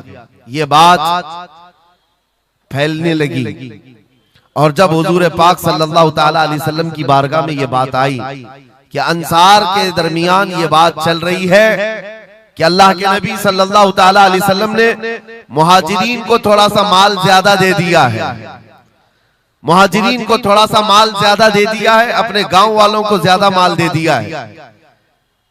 تو یہ بات جب پھیلی تو حضور پاک صلی اللہ علیہ وسلم نے انصار قبیلے کے سردار سعد ابن معاذ کو بلایا اور پوچھا کیا تمہارے قبیلے میں یہ بات چل رہی ہے؟ انہوں نے کہا ہاں یا رسول اللہ، انصار کے دلوں میں یہ بات آئی ہے کہ آپ نے مال مہاجرین کو تھوڑا زیادہ دیا ہے. حضور نے فرمایا بلاؤ سارے انصار کو. ایک جگہ بلایا اور اس پر جب سارے انصار جمع ہوئے تو پوچھا حضور نے کیا تمہارے دلوں میں ایسی بات ہے کہ میں نے مال مہاجرین کو تھوڑا زیادہ دے دیا؟ سبوں نے کہا ہاں آقا، ہمارے دل میں یہ بات چل رہی ہے، مال کے لیے بات تھی.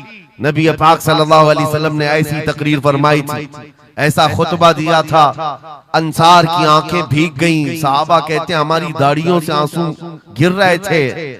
اللہ کے نبی صلی اللہ علیہ وسلم نے فرمایا، طویل حدیث آخری جملہ میں کہہ رہا ہوں جو میرے لیے عنوان سے ریلیٹڈ ہے، میرے گفتگو سے ریلیٹڈ جو بات ہے وہ عرض کر رہا ہوں. نبی پاک صلی اللہ علیہ وسلم نے فرمایا اے انصار، یہ بات صحیح ہے کہ میں نے تھوڑا مال مہاجرین کو زیادہ دیا ہے، لیکن کیا تم اس بات سے راضی نہیں ہو؟ کیا اس بات سے تم مطمئن نہیں ہو کہ لوگ ساری دنیا لے جائیں اور جس کے پاس دنیا نہ ہو وہ محمد الرسول اللہ کو لے جائے؟ جن غریبوں کے پاس مال نہ ہو میرے آقا نے فرمایا وہ اللہ کے رسول کو ساتھ لے جائے. آج ہمارے پاس فخر کرنے کا سب سے بڑا ذریعہ میرے مصطفیٰ کی محبت، نبی کریم صلی اللہ تعالی علیہ وسلم کی نسبت پاک ہے. اسی لیے آپ کو حالات کے اعتبار سے کبھی کوئی ایسا ڈیگریڈ کرتا ہو اور تمہیں ایسا سکھاتا ہو کہ اب تو تمہارا فیوچر ہی نہیں ہے، تب اس سے کہو قرآن کہتا ہے وَلَلْآخِرَةُ خَيْرٌ لَكَ مِنَ الْأُولَى. رب فرماتا ہے محبوب کی ہر آنے والی گھڑی پچھلی گھڑی سے زیادہ بہتر ہے. آئے گا، اچھا وقت بھی آئے گا. اندھیرے میں ہم بیٹھے تو اس کا مطلب یہ نہیں ہے کہ صبح ہوگی ہی نہیں، صبح تو ہونی ہے، اجالا تو آنا ہی ہے. لیکن آپ سب کو میرے عزیزوں اس دور میں جس پر جمع رہنا ہے وہ کیا ہے؟ وہ ایمان پر استقامت ہے. اپنے دین کا سودا ہونے نہیں دینا، حضور پاک کی محبت میں کوئی کمی آنے نہ دینا. میں تو کہتا ہوں اس خچر سے زیادہ غیرت مند کون ہو سکتا ہے جو مدینہ طیبہ کا ہے. گدھا جس کو آپ کہہ سکتے ہو یا گھوڑا جس کو کہہ سکتے ہو، ان دونوں کے بیچ میں ایک نسل ہوتی خچر کی. خچر حضور پاک صلی اللہ تعالی علیہ وسلم کے پاس ایک خچر تحفے میں لایا گیا تھا خیبر کی جنگ میں. حضور پاک نے قبول کیا. یہودیوں کا علاقہ ہے خیبر، وہاں حضور پاک صلی اللہ علیہ وسلم کی بارگاہ میں جب یہ ہدیتاً آیا، اور وہ ہدیہ جس پر حضور نے سواری کی، زندگی بھر میرے آقا صلی اللہ علیہ وسلم جس خچر پر سواری کرتے رہے یہ تحفے میں آیا تھا. جانتے ہو جس وقت یہ خچر حضور کی بارگاہ میں ہدیتاً پیش کیا گیا، نبی پاک صلی اللہ تعالی علیہ وسلم سے وہ اپنا سر ہلا ہلا کر کے بات کر رہا تھا اور حضور مسکرا رہے تھے. صحابہ نے پوچھا آقا یہ کیا کہہ رہا ہے؟ سنو توجہ، ہم امت ہیں اور حضور پاک صلی اللہ تعالی علیہ وسلم سے محبت کرنے کی بات کرتے ہیں. اشرف المخلوقات جانور نہیں، لیکن ایک جانور نبی پاک صلی اللہ علیہ وسلم کے دربار میں کیا کہہ رہا ہے؟ حضور فرماتے ہیں یہ خچر مجھ سے کہہ رہا ہے آقا اب تک میں ایک یہودی کی ملکیت میں تھا، میرا مالک یہودی تھا اور اسی کے گھر میں رہتا تھا، وہ مجھ سے سامان لدواتا تھا ادھر سے ادھر، لیکن یا رسول اللہ صلی اللہ علیہ وسلم جب کبھی وہ میری پیٹھ پر بیٹھنا چاہتا میں گرا دیتا، میں بیٹھنے نہیں دیتا تھا۔ خچر کہہ رہا ہے یہودی میرا مالک تھا، لیکن جب بھی وہ بیٹھنے کی کوشش کرتا میری پیٹھ پر میں اسے گرا دیتا۔ حضور فرماتے ہیں اس سے پوچھا ایسا تو کیوں کرتا تھا، ایسا تو کیوں کرتا تھا؟ سنو میرے عزیزوں، خچر کہتا آقا میں ان خچروں کی نسل میں ہوں کہ میرے باپ داداؤں کی پیٹھ پر اللہ کے نبی سواری کیا کرتے تھے، بنی اسرائیل کے انبیاء سواری کرتے تھے، اور ان کی نسل کا میں آخری خچر ہوں، اور سلسلہ انبیاء میں آپ آخری نبی ہیں۔ مجھے میری ماں نے یہ کہا تھا کہ اپنی پیٹھ سنبھال کر رکھنا، اس پر تاجدار انبیاء سواری کرے۔ سبحان اللہ سبحان اللہ۔ خچروں کو اتنا علم ہے، ان قادیانی گدھوں کو علم نہیں۔ خچر کا عقیدہ ہے کہ اللہ کے نبی آخری نبی ہیں، آخری رسول ہیں۔ میرے عزیزو اپنی پیٹھ کو سنبھال کر رکھا کہ کوئی اور بیٹھنے نہ پائے، کہ اللہ کے رسول بیٹھنے والے ہیں۔ اور اس کے بعد آپ کو پتا ہے اس خچر پر سواری صرف رسول اللہ نے فرمائی، اور وہ خچر کتنا غیرت مند تھا، کتنا غیرت مند تھا کہ اس پیٹھ پر کسی اور آلائش کو اور ناپاکی کو کبھی گوارا نہیں کیا۔ اور حد تو یہ ہے حدیثوں میں موجود ہے، حضور پاک صلی اللہ تعالی علیہ وسلم کی جب وفات ہوئی تو یہ زندہ رہا، لیکن جانتے ہو صرف 3 دن کے بعد بیر غرس یہ کنواں ہے جس میں چھلانگ لگا کر یہ جان دے دی کہ اب اس کے بعد کوئی نہیں بیٹھے گا جو رسول اللہ کی سواری ہے۔ میرے آقا صلی اللہ تعالی علیہ وسلم سے نسبت کا احترام جانور اتنا کرتے تھے، تمہاری نسبت تو امت کی ہے، تمہاری نسبت امت کی ہے۔ کیا تمہیں یہ زیب دیتا ہے کہ جن آنکھوں کو تم نے سنبھال رکھا ہے میرے آقا کا دیدار کرنا ہے، تو ان آنکھوں کو غلاظت میں کیسے ہم ڈال سکتے ہیں، کیسے بے حیائی میں ڈال سکتے ہیں؟ ان ہاتھوں کو کیوں نہیں سنبھال کر رکھ سکتے کہ یہ ہاتھ میرے آقا سے مصافحہ کرنے والے؟ عقیدہ ہے کہ نہیں ہے؟ یقین ہے کہ نہیں؟ میرے آقا نے فرمایا قیامت کے دن میں مصافحہ کروں گا۔ حضور پاک صلی اللہ تعالی علیہ وسلم سے جب مصافحہ کرنے کی تمنا ہے تو پھر اس ہاتھ کی کتنی حفاظت ہونی چاہیے۔ وہ خچر اپنی پیٹھ پر کسی اور غیر کو برداشت نہیں کیا، صرف اس لیے کہ یہ پیٹھ میں نے سنبھال رکھی ہے اللہ کے رسول کے لیے۔ آج ہم بچ سکتے ہیں اپنے ہاتھوں کو، اپنے پیروں کو، اپنی آنکھوں کو، اپنی زبان کو صرف اس لیے بچا کر رکھیں کہ یہ ساری امانت رسول اللہ کی ہے۔ کیوں؟ بریلی سے یہی تو آواز آتی ہے، ہمارا اپنا کچھ نہیں ہے، دہن میں زبان تمہارے لیے۔ یا رسول اللہ بدن میں ہے جان، اور ہم آئے یہاں اور اٹھے بھی وہاں جب رسول اللہ کے لیے جینا ہے تو میرے عزیزوں ہمیں ہر شے کی حفاظت بھی ضروری ہے۔ کہیں ایسا نہ ہو کہ ہماری گردن میں کوئی دوسرا پٹا ڈالنے کی کوشش کر رہے، کبھی نہ ہو کہ کسی اور کی غلامی کا پٹا ہماری گلے میں پڑ جائے۔ نہیں، ہم رسول اللہ کے جنت رسول اللہ۔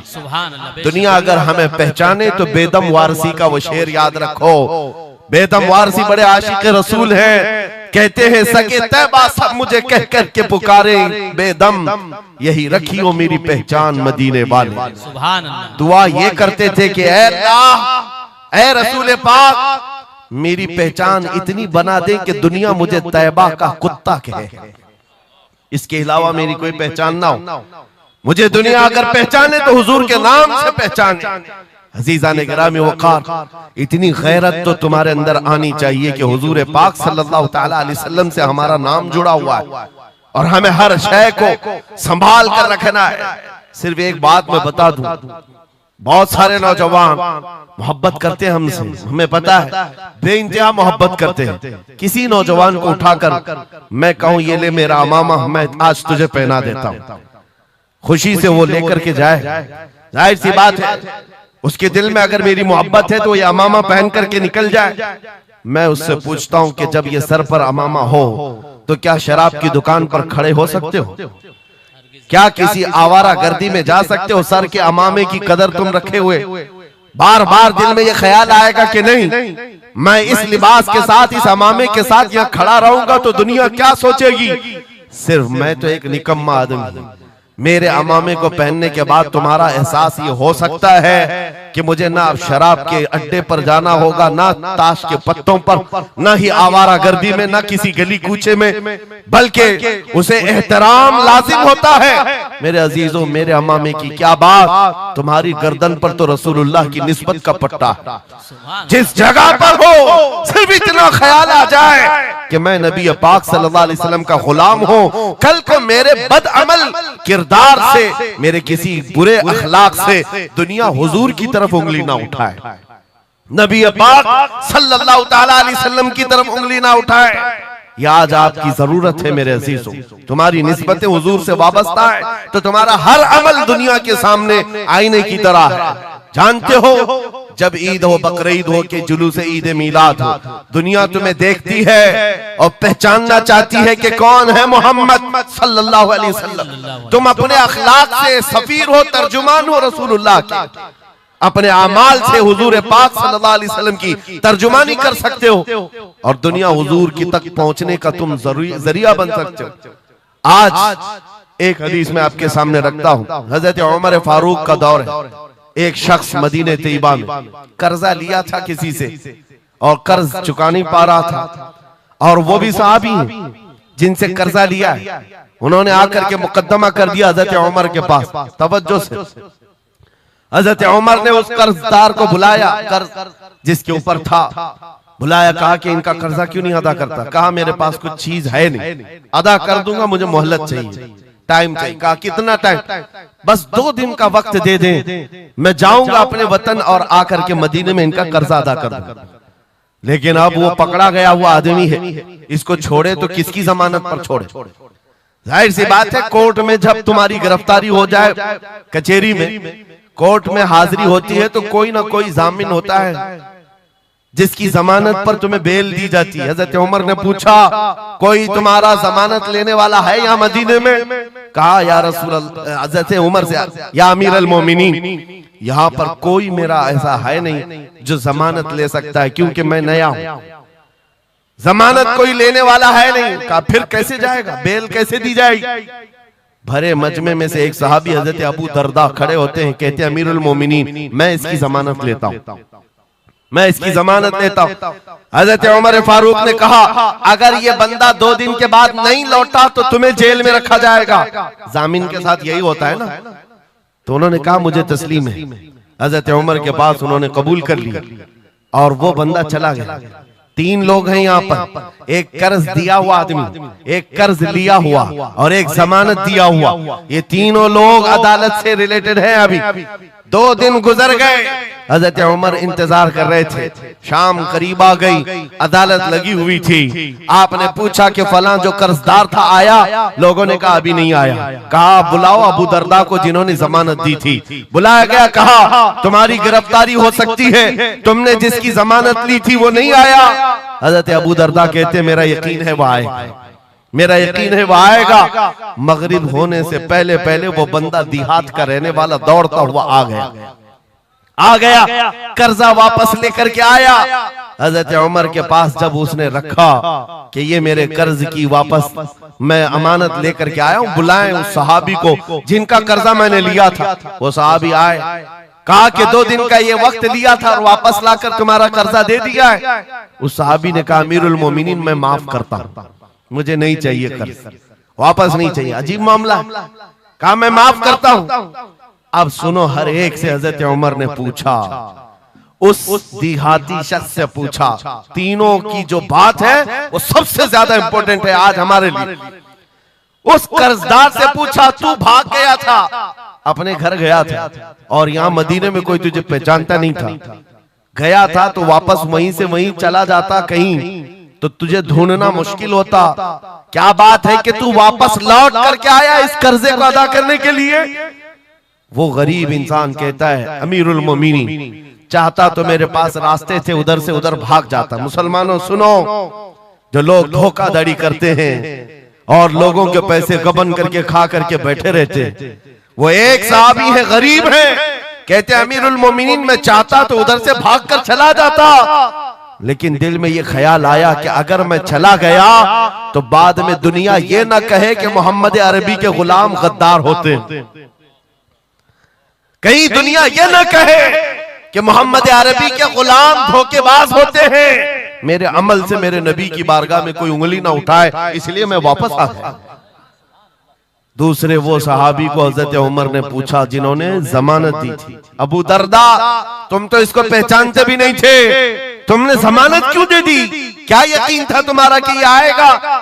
حضرت ابو دردہ کہتے ہیں ڈر تو سب کو تھا، اجنبی کو کون ضمانت دیتا ہے، لیکن یا امیر المومنین بات اتنی تھی پورے مجمع میں سناٹا تھا، ایک اجنبی کے لیے ضمانت دینے والا کوئی نہیں تھا۔ میں صرف اس لیے کھڑا ہو گیا کہ کل کو دنیا یہ نہ کہے محمد عربی کے غلاموں میں مدد کرنے کا جذبہ ختم ہو گیا، کوئی حضور کے بارے میں یہ نہ کہہ دے کہ ان کے غلاموں میں رواداری ختم ہو گئی ہے، لوگوں کی مدد کرنے کا جذبہ ختم ہو گیا۔ حضرت عمر نے اس صحابی سے پوچھا جنہوں نے قرضہ چھوڑ دیا، معاف کر دیا، کہا تمہاری وجہ سے تو مقدمہ ہوا تھا، جب وہ قرض لے کر واپس آیا ہے تم نے معاف کیوں کر دیا؟ اس صحابی نے بھی کہا یا امیر المومنین چاہتا تو میں یہ رقم لے کر چلا جاتا، لیکن میں نے بھی دل میں یہ سوچا کہ کل کو دنیا یہ نہ کہے محمد عربی کے غلاموں میں معاف کرنے کا جذبہ بھی ختم ہو گیا ہے۔ تینوں کا عمل حضور سے ریلیٹڈ ہے، تینوں کا عمل نبی پاک صلی اللہ تعالیٰ علیہ وسلم سے تعلق رکھتا ہے۔ اے سنیو، کیا آج ہمارے ہر عمل کے ساتھ ہمیں یہ نہیں سوچنا چاہیے دکان میں بیٹھ کر ہو سکتا ہے تم 1 روپیہ زیادہ کسی کو ڈال دو، 1 روپیہ سے تمہارا کچھ ہوتا نہیں، لیکن ساتھ سامنے آئے ہوئے آدمی کا ایمان بگڑ نہ جائے، کہیں تمہارا چہرہ، تمہاری داڑھی، تمہاری ٹوپی تمہارے نام سے وہ دل میں یہ نفرت نہ پال لے کہ محمد عربی کے غلام جھوٹے ہوتے ہیں، نعوذ باللہ۔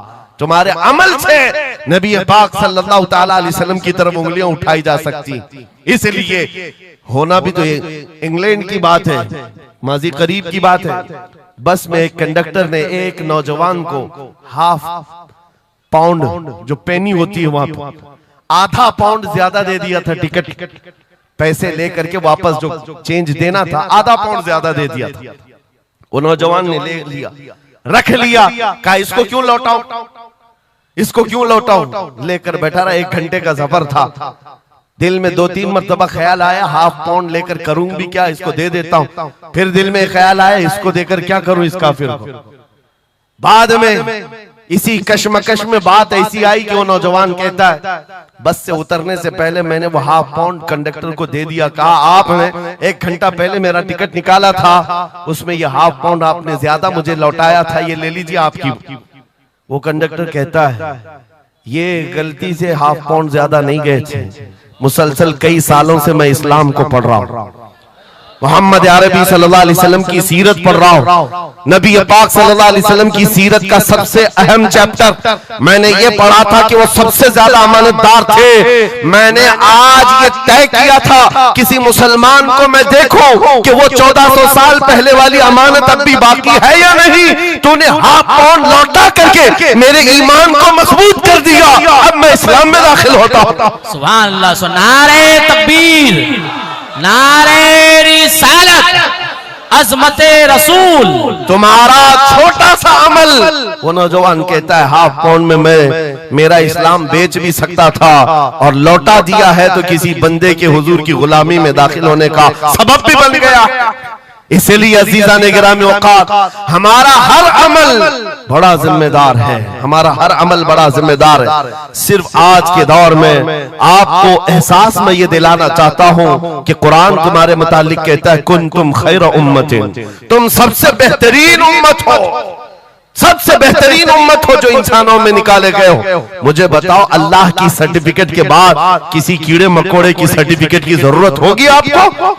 دنیا آتنکواد کہے، دہشت گرد کہے، ٹیررسٹ کہے، 1000 بار کہے، ہماری پیشانی پر چپکا کے گھمائے، ہمیں فرق نہیں پڑتا۔ میرا مولا فرما رہا ہے تم خیر امت ہو، تم خیر امت ہو اور خیر امت رہیں گے، کیونکہ جس نے ہمیں پیدا کیا وہ خود فرما رہا ہے۔ اور ایک بات، چھپ چھپ کر کے جینے کی بھی ضرورت نہیں، نام مسلمان ہے تو اعلان مسلمان، کوئی جرم تو نہیں کیا نا اسلام میں آ کر کے، یا اسلام پر چل کر کے کوئی جرم ہے؟ اور یہ نام چھپانے کی ضرورت اس لیے نہیں کہ اللہ تعالیٰ قرآن میں فرماتا ہوا سماکم المسلمین، وہ اللہ ہے جس نے تمہارا نام مسلمان رکھا ہے، جو خالق کائنات ہے۔ فخر کرنے کی ایک دو چیزیں نہیں، ہزاروں چیزیں تمہارے پاس، لیکن ہوتا یہ ہے کہ آج کے حالات میں ہر کوئی احساس کمتری میں مبتلا، ڈرانے کی صورت پیدا کر رہے ہیں۔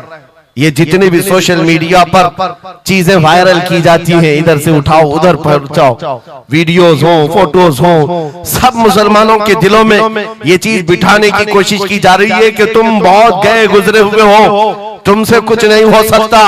اور میں بار بار اپنی تقریروں میں یہ اعلاناً کہتا ہوں کہ جو ہمیں کہہ رہے ہیں یہ پنچر پترے ہیں، ان کے پاس کچھ بھی نہیں ہوتا، یہ ٹوٹے ہوئے ہیں، بکھرے ہوئے ہیں۔ پھر میں ان سے پوچھتا ہوں 24 گھنٹے ہم پر ٹی وی میں ڈیبیٹ کیوں کرتے ہو؟ بار بار کیوں ڈیبیٹ کرتے ہو؟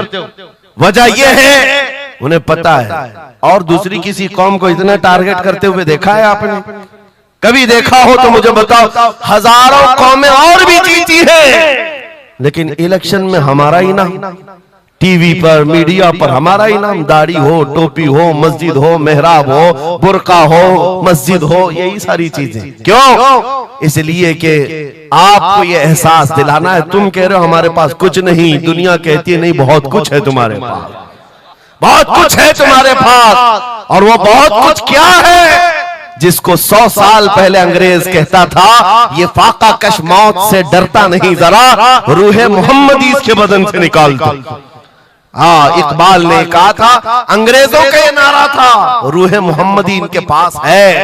حضور سے محبت اور ان کے ساتھ وفاداری کا جو جذبہ ہے یہ بہت ہی مضبوط ہے، بہت مضبوط ہے۔ اور میں اپنی تقریروں میں پورا فوکس اسی بات پر کرتا ہوں کہ کسی کی شمع اگر مدھم ہو رہی ہو، لو کم ہو گئی ہو، ہم اس کو اور بھڑکا دیں، تاکہ عشق رسول کی آگ جب جلتی ہے، اعلیٰ حضرت فرماتے ہیں اے عشق تیرے صدقے جلنے سے چھٹے سستے، وہ آگ لگائی ہے جو آگ بجھا دے گی، جو آگ بجھا دے گی وہ آگ لگائی ہے۔ اس لیے اے سنیوں، اس دور میں فخر کے ساتھ ہی جینا ہے۔ جو چیز تمہارے پاس ہے، میں بار بار ایک چیز پوچھتا ہوں، کیا آپ کو اگر دنیا حضور کا غلام کہے تو کوئی اعتراض ہے؟ برا لگے گا آپ کو؟ نہیں، بلکہ ہماری زندگی کی معراج ہے۔ حضور کا غلام کہہ کر پکارے کوئی ہم کو، ہمارے لیے معراج ہے۔ جب تمہارا یہ عقیدہ ہے کہ مجھے ان کی غلامی پر کوئی پکارے مجھے کوئی برا نہیں لگتا بلکہ میری زندگی کی خواہش ہے، تو اے عزیزو کھل کر کے غلامی کیوں نہیں کرتے؟ جب ہیں ان کے غلام تو کھل کر غلامی کرو۔ یہ داڑیاں چھپا کر کے، ٹوپیاں چھپا کر اور کامن بننے کے چکر میں، سیکولر بننے کے چکر میں منافقت کا دروازہ کیوں کٹکھٹاتے ہیں؟ اگر نبی پاک صلی اللہ علیہ وسلم کے تو پورے وفادار انہی کے بن کر رہا۔ آؤ میں دو چند مثالیں آپ کے سامنے رکھنا چاہتا ہوں۔ صحابہ کرام رضوان اللہ تعالیٰ علیہ مجمعین جو فرسٹ پرائیورٹی تھی، سب سے پہلا درجہ کس بات کے لیے رکھتے تھے، جس کی وجہ سے رب تبارک و تعالیٰ نے ان کو اوج ثریا پر پہنچایا ہے، جس کے لیے شاعر کہتا ہے ایک عرب نے آدمی کا بول بالا کر دیا، خاک کے ذروں کو ہمدوش ثریا کر دیا، خود نہ تھے جو راہ پر اوروں کے ہادی بن گئے، کیا نظر تھی جس نے مردوں کو مسیحا کر دیا۔ وہ صحابہ کی ذات آپ کو بتاتا ہوں۔ انس بن نزیر ایک صحابی، حضور ان کے گھر پر اکثر جایا کرتے تھے۔ دوپہر کا وقت تھا، نبی پاک صلی اللہ علیہ وسلم انس بن نزیر کے گھر پر آئے ہوئے۔ یہ وہ صحابی ہیں، جوان صحابی، اور ان کی بیوی تھی، اور یہ بات بھی بڑی مشہور ہے کہ وہ اپنی بیوی سے حد درجے محبت کرتے تھے اور عشق کرتے تھے۔ ظاہر سی بات ہے اپنی بیوی سے کرتے تھے، بہت محبت کرتے تھے۔ نبی پاک صلی اللہ علیہ وسلم ان کے گھر تشریف لے گئے۔ تھوڑی دیر میں ایک قاصد آیا، ایک خط لے کر کے، مکہ والوں کی طرف سے کوئی خط تھا۔ کسی نے حضور پاک صلی اللہ علیہ وسلم کو خط بھیجا۔ حضور نے خط لیا، انس بن نزیر سے کہا پڑھو۔ انس بن نزیر نے خط پڑھ کر کے سنایا کہ مکہ والے جنگوں کی تیاریاں کر رہے ہیں، فلاں جگہ سے فلاں قبیلہ آ رہا ہے، ایسی ایسی تیاریاں۔ خط میں یہ اہم معاملات لکھے گئے تھے، سیکریٹ تھے۔ حضور پاک صلی اللہ علیہ وسلم نے خط کو بند کروایا۔ انس بن نزیر سے کہا توجہ سے، فرسٹ پرائیورٹی کیا ہوتی ہے؟ انس بن نزیر سے کہا یہ میرا راز ہے جس کی حفاظت تمہارے لیے ضروری، تمہارے علاوہ کسی کو یہ خط کی خبر نہیں ہونی چاہیے۔ بس نبی پاک نے فرما دیا تو فرمایا۔ صحابہ کا اب عمل کیا ہے؟ حضور ان کے گھر سے اٹھ کر کے باہر جا رہے، تشریف لے گئے۔ تھوڑی دیر میں بیوی اندر سے آئی، محبوبہ تھی، عشق کرتے تھے، محبت کرتے تھے اپنی بیوی سے۔ آئی، کہا انس بن نزیر سے، کہا کہ اللہ کے رسول آئے تھے، گھر میں کیا باتیں چل رہی تھی؟ انس بن نزیر نے کہا میری محبت اپنی جگہ پر، رسول اللہ کی عزت کا مقام اور اس راز کی بات میں تمہیں میں شریک نہیں کر سکتا، میں نہیں بتا سکتا۔ حد درجہ عشق کرتے، محبت کرتے اس بیوی کو کہا کہ نہیں، یہ بات رسول اللہ کی امانت ہے۔ بیوی نے ہنستے ہوئے کہا انس بن نزیر سے، کہا انس کیا چھپاتے ہو، میں نے سب سن لیا ہے، مکہ والے جنگوں کی تیاریاں کر رہے، فلاں قبیلہ فلاں جگہ، خط میں نے پورا سن لیا۔ اتنا کہنا تھا بیوی کا، انس بن نزیر کھڑے ہو گئے اور سیدھے گردن پکڑ لی اپنی بیوی کی، جس کو محبت کرتے، گردن پکڑ لی۔ کہا میں اس گردن کو اس وقت تک نہیں چھوڑوں گا جب تک رسول اللہ کا فیصلہ نہ آ جائے، کہیں میں مجرم نہ ہو جاؤں کہ رسول اللہ کے راز کو افشا کرنے کے جرم میں عذاب میں مبتلا نہ ہو جاؤں۔ گردن پکڑ کر کے ہی چلے آئے، بارگاہ مصطفیٰ میں آئے، کہا یا رسول اللہ مجھے معاف کر دیں، میں نے آپ کے راز کی حفاظت کی، لیکن میری یہ عورت گھر کے اندر سے سن چکی تھی، میں گردن پکڑا ہوں، آقا اگر آپ فرما دیں تو میں ختم کر دوں اس راز کو، یہ ختم کر جس سے حد درجے محبت کرتے تھے اس بیوی کے بارے میں۔ میرے آقا نے فرمایا انس بن نزیر سے گردن چھوڑ دو، وہ میری صحابیہ، جیسے راز تمہارے پاس محفوظ ہے ویسی راز اس کے پاس بھی محفوظ ہے۔ تب انہوں نے گردن ہٹا دی اور اپنی بیوی سے کہا جو کچھ بھی میں نے کیا ہے اس کا برا نہ ماننا، تجھ سے جو عشق محبت ہے وہ اور ہے، رسول اللہ سے جو عظمت اور ان کی عزت جو میرے دل میں ہے وہ اور ہے، ان دونوں کے درمیان کوئی کمپیریزن نہیں ہے، کوئی موازنہ نہیں ہو سکتا۔ نبی پاک صلی اللہ تعالی علیہ وسلم کے سلسلے میں جو فرسٹ پرائیورٹی تھی صحابہ کی، اسی کے متعلق قرآن کہتا ہے اللہ ہی کے لیے عزت ہے، رسول کے لیے عزت ہے اور ان مومنین کے لیے عزت ہے جنہوں نے فرسٹ پرائیورٹی دی ہے۔ آپ کو ایک بات بتا دوں، ایک حبشی رنگ کے صحابی، کالے رنگ کے صحابی حضور پاک صلی اللہ علیہ وسلم کے پاس آئے، کہا شادی کرنا، لڑکی کوئی دیتا نہیں ہے، چہرہ رنگ کالا، ناک چوڑی۔ نبی پاک صلی اللہ علیہ وسلم نے فرمایا میں تیری شادی کراتا ہوں۔ انصار صحابہ میں سے ایک صحابی کے گھر بھیجا ان کو پیغام دے کر کے، اور ان کی بیٹی مدینے کی سب سے خوبصورت عورت، سب سے خوبصورت لڑکی ہے، اور اس کالے رنگ کے صحابی سے کہا جا اس گھر پر، یہ امتحان کے دور ہے میرے عزیز، امتحان کے دور ہے۔ حضور نے فرمایا جا کر کہنا کہ میں نے بھیجا ہے تمہاری بیٹی سے نکاح کے لیے۔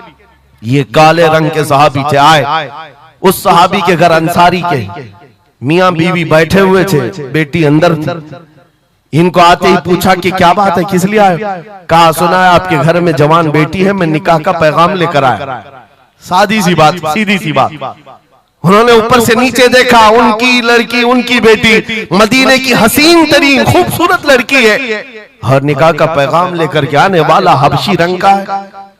انہوں نے اوپر سے نیچے دیکھا اور اس کے بعد کہا جاؤ ہم بعد میں بتاتے ہیں، بس اتنی سی بات، منع نہیں کیا، کہا جاؤ ہم بعد میں بتاتے ہیں، حضور پاک صلی اللہ علیہ وسلم کی بارگاہ میں آئیں گے، اپنی بیٹی سے پوچھ لیں گے، آئیں گے تمہارے پاس۔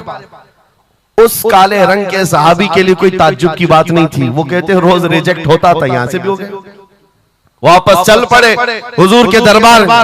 توجہ میرے عزیز، اندر بیٹھی ہوئی وہ دوشیزہ، وہ خاتون، وہ بیٹی انصار صحابہ کی باہر آئی، پوچھا بابا کون آیا تھا؟ کہا ایک نوجوان آیا تھا۔ کہاں سے؟ رسول اللہ نے بھیجا تھا۔ کس لیے؟ بیٹی نے پوچھا باپ سے، باپ کہتا ہے تیرے نکاح کا پیغام لے کر کے آیا تھا۔ بیٹی نے پوچھا آپ نے کیا کہا؟ کہا کوئی میچ نہیں ہے، تمہارا اور اس کا کوئی میچ نہیں تھا۔ میں نے کہا بعد میں دیکھا جائے گا۔ بیٹی وہیں کھڑی ہو کر کے کہتی ہے بابا آپ کو پتا ہے آپ نے کس قاصد کو واپس بھیجا ہے؟ آپ نے اس آنے والے کے رنگ کو دیکھا، بھیجنے والے کے حسن کو نہیں دیکھا۔ کس نے بھیجا آپ نے وہ نہیں دیکھا۔ آپ کو تو اس بات کا خیال آنا چاہیے اللہ کے رسول کے خیر دینے کے بعد پھر اپنی خواہشات کوئی معنی نہیں رکھتی، کوئی میچنگ نہیں ہوتی ہے۔ جب رسول اللہ نے فرمایا ہے فرسٹ پرائیورٹی حضور کی بات ہوتی ہے۔ یہ صحابی اپنی بیٹی کی بات سن کر واپس لوٹ آئے اور دوڑتے ہوئے بارگاہ مصطفیٰ میں آتے ہیں۔ میرے آقا کے پاس وہ نوجوان صحابی جو اپنی ریجیکٹ کی خبر سنا ہی رہے تھے، یہ دوڑتے ہوئے انصاری صحابی آئے، کہا یا رسول اللہ غلطی کی معافی، میں نے تاخیر کی، اس خطا کی معافی کے لیے آیا ہوں، میں نے انہیں منع نہیں کیا تھا، تھوڑی دیر کا وقت مانگا تھا۔ اے اللہ کے نبی میں حاضر ہوں، میری بیٹی بھی دل و جان سے حاضر ہے، آپ کے فرمان پر لبیک ہے یا رسول اللہ۔ حضور پاک کی بارگاہ میں جب وہ صحابی نے کہا میرے عزیزو یہ صحابہ کا وہ ایمان تھا جہاں انہوں نے اپنی خواہشات کو ختم کر دیا تھا، اپنی خواہشات کو قتل کر دیا تھا۔ وہ یہ نہیں دیکھتے تھے میرے میچ کیا ہے، میری خواہش کے مطابق کیا چیز ہے۔ آج جیسے دین پر عمل کرنے کے لیے بھی نوجوان یہ سوچتے ہیں میری مرضی کے مطابق ہو تو عمل کروں گا، نہیں، ہم یہاں پر جینے کے لیے آئے ہیں، اپنی مرضی سے جینے کے لیے نہیں آئے، رسول اللہ کی مرضی سے جینے کے لیے آئے ہیں۔ تاج الشریعہ نے جس کے متعلق کہا تھا زندگی یہ نہیں ہے کسی کی کسی کے لیے، زندگی ہے نبی کی نبی کے لیے، نہ سمجھ مرتے ہیں زندگی کے لیے، جینا مرنا ہے سب کچھ نبی کے لیے۔ سبحان اللہ، اللہ نعرہ تکبیر، نعرہ رسالت، نعرہ حیدری، علماء اہل سنت، حضرت علامہ مفتی سلمان اظہری صاحب، سبحان اللہ سبحان اللہ۔ میرے عزیزو ان صحابہ نے فرسٹ پرائیورٹی جو دی ہے وہ غیرت کے ساتھ جیا کرتے تھے کہ حضور کی بات ہے تو پھر سب سے پہلی بات۔ جب ہم یہ ساری چیزوں کی طرف آگے بڑھیں اللہ کریم عزتیں پھر نوازے گا، عزتیں واپس آئیں۔ ان کے جو ہم غلام تھے خلق کے پیشوا رہے، ان سے پھرے جہاں پھرا پھر آئی کمی وقار میں۔ جو عزت میں کمی آئی ہے یہ ڈور کے ٹوٹنے سے آئی ہے، یا ڈور کے کمزور ہونے سے آئی ہے۔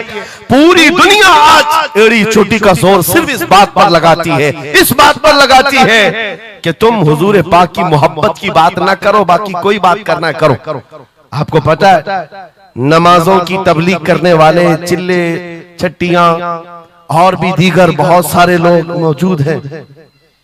چھٹی شریف تو سرکار غریب نواز کی میں نے ساتھ میں کہہ دیا، لیکن نمازوں کی صرف عمل کی تبلیغ کرنے والی بڑی بڑی جماعتیں ہیں، ان سے نہ گورنمنٹ کو کوئی خطرہ ہے نہ اسرائیل کو خطرہ ہے۔